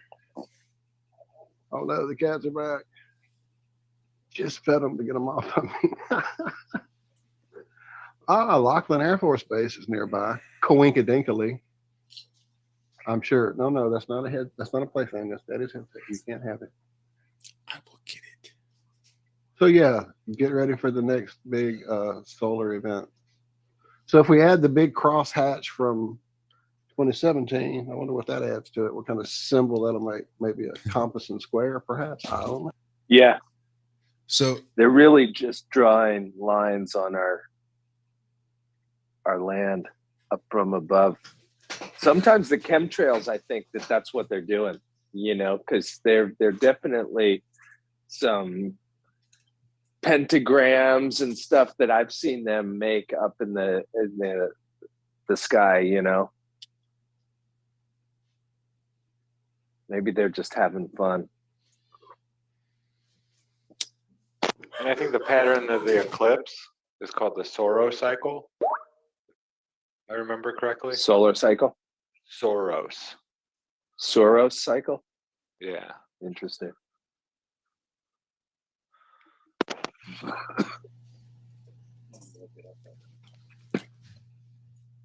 So THC Jack, Ian, Christian, be on the lookout. I'm going to try to start formatting something up, and I want to get a hold of you guys, and we'll sit down and have a little conversation. And I got a Excellent. I got some ideas percolating. I do watch a few different things here and there of different shows, and I'd like to do something that's not what they're doing. And that sounds cool, dude. Yeah, I'd be real curious to see what we come up with. I think we can come up with some really, really good conversations that I think we could pass along some badass information to folks that are out there. So yeah, the Saros cycle is a period of approximately 6,585 days, 18 years, 11 days, 8 hours. When two eclipses are separated by a period of one Saros, they share a very similar geometry. The two eclipses occur at the same lunar node when the moon at nearly the same distance from Earth and at the same time of year. So the Saros cycle. Interesting. Yeah, they have it down to the hour. Yeah. Well, all right, let's go ahead and wrap this bitch up before I steered into an iceberg. Love y'all. Thank you guys so much for having me on tonight. I had a blast. Well, here's the deal. You guys rock. You got it. You got the link. That The perma key. ideally, the plan is all you need to do is click it. You want to come hang out on a Friday night, you just keep that link and you can come swap. Oh, drop in excellent. whenever. Yeah. Tuesday That's what you were telling me morning, before. we'll get you that link as well. We'll get you the when you Skype come link. hang out on Tuesday or Friday morning, and that'll be a permanent link once you're there. Yep. You just pop in if you're up at the time, if you're out driving, doing whatever. I could just surprise you, and show up from a new location with a Right. That's awesome. crazy costume or possibly naked. See, We'll take either. Either or. We had a guy hop on our MELLOWDOME show, and he was just getting into the shower. And it was so funny. He was just so comfortable with just like dropping his towel, and he's like, I gotta go, guys. I'm just about to step in right now. That was crazy. Bane Bear. He was at Flattoberfest. He's a funny guy. that's good He shit. came on again, and he was like, "This time I'll be clothed and I'll behave." But yeah,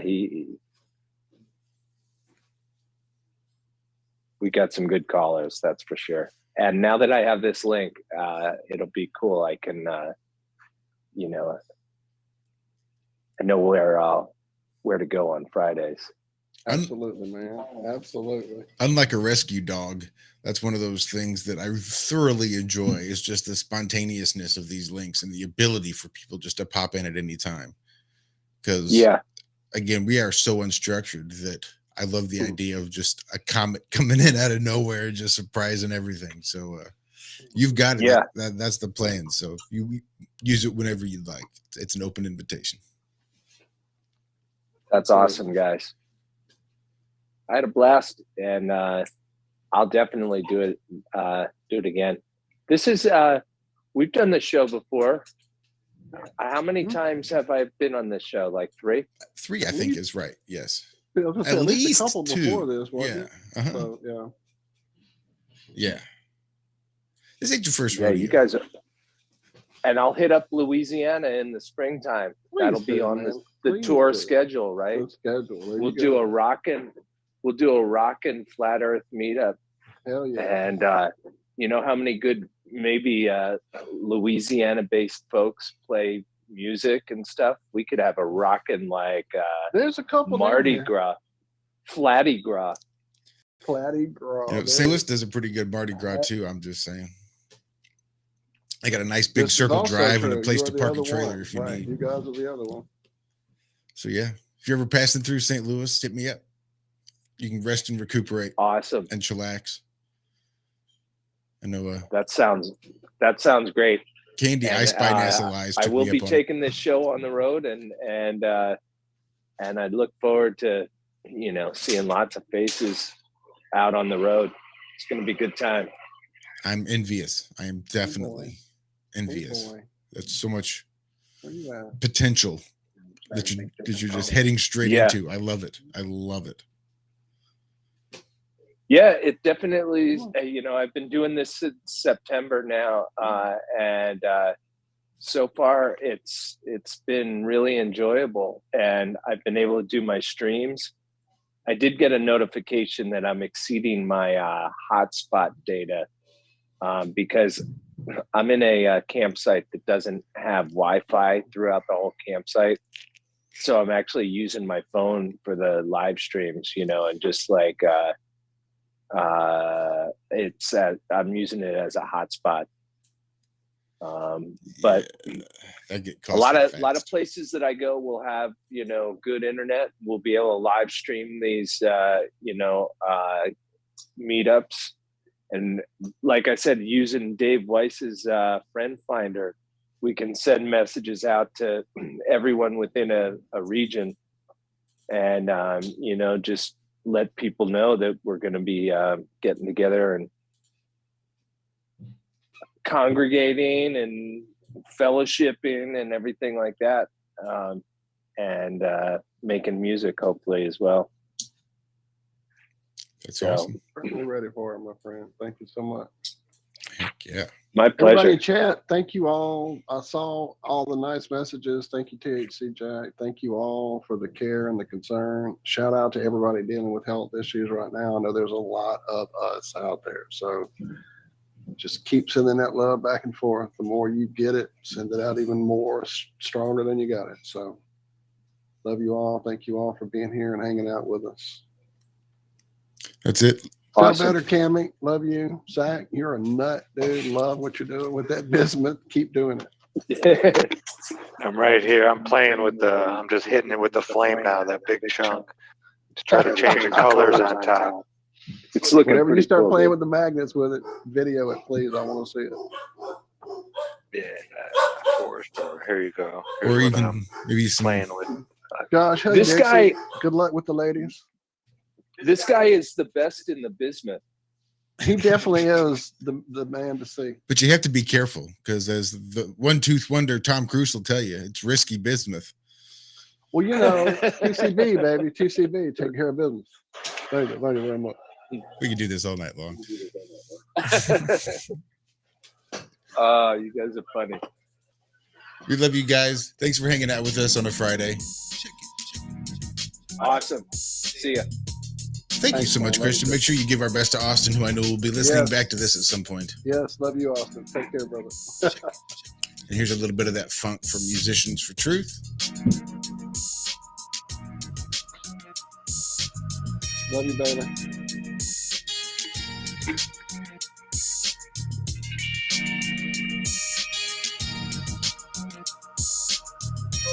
But I want you guys to have a great rest of your weekend.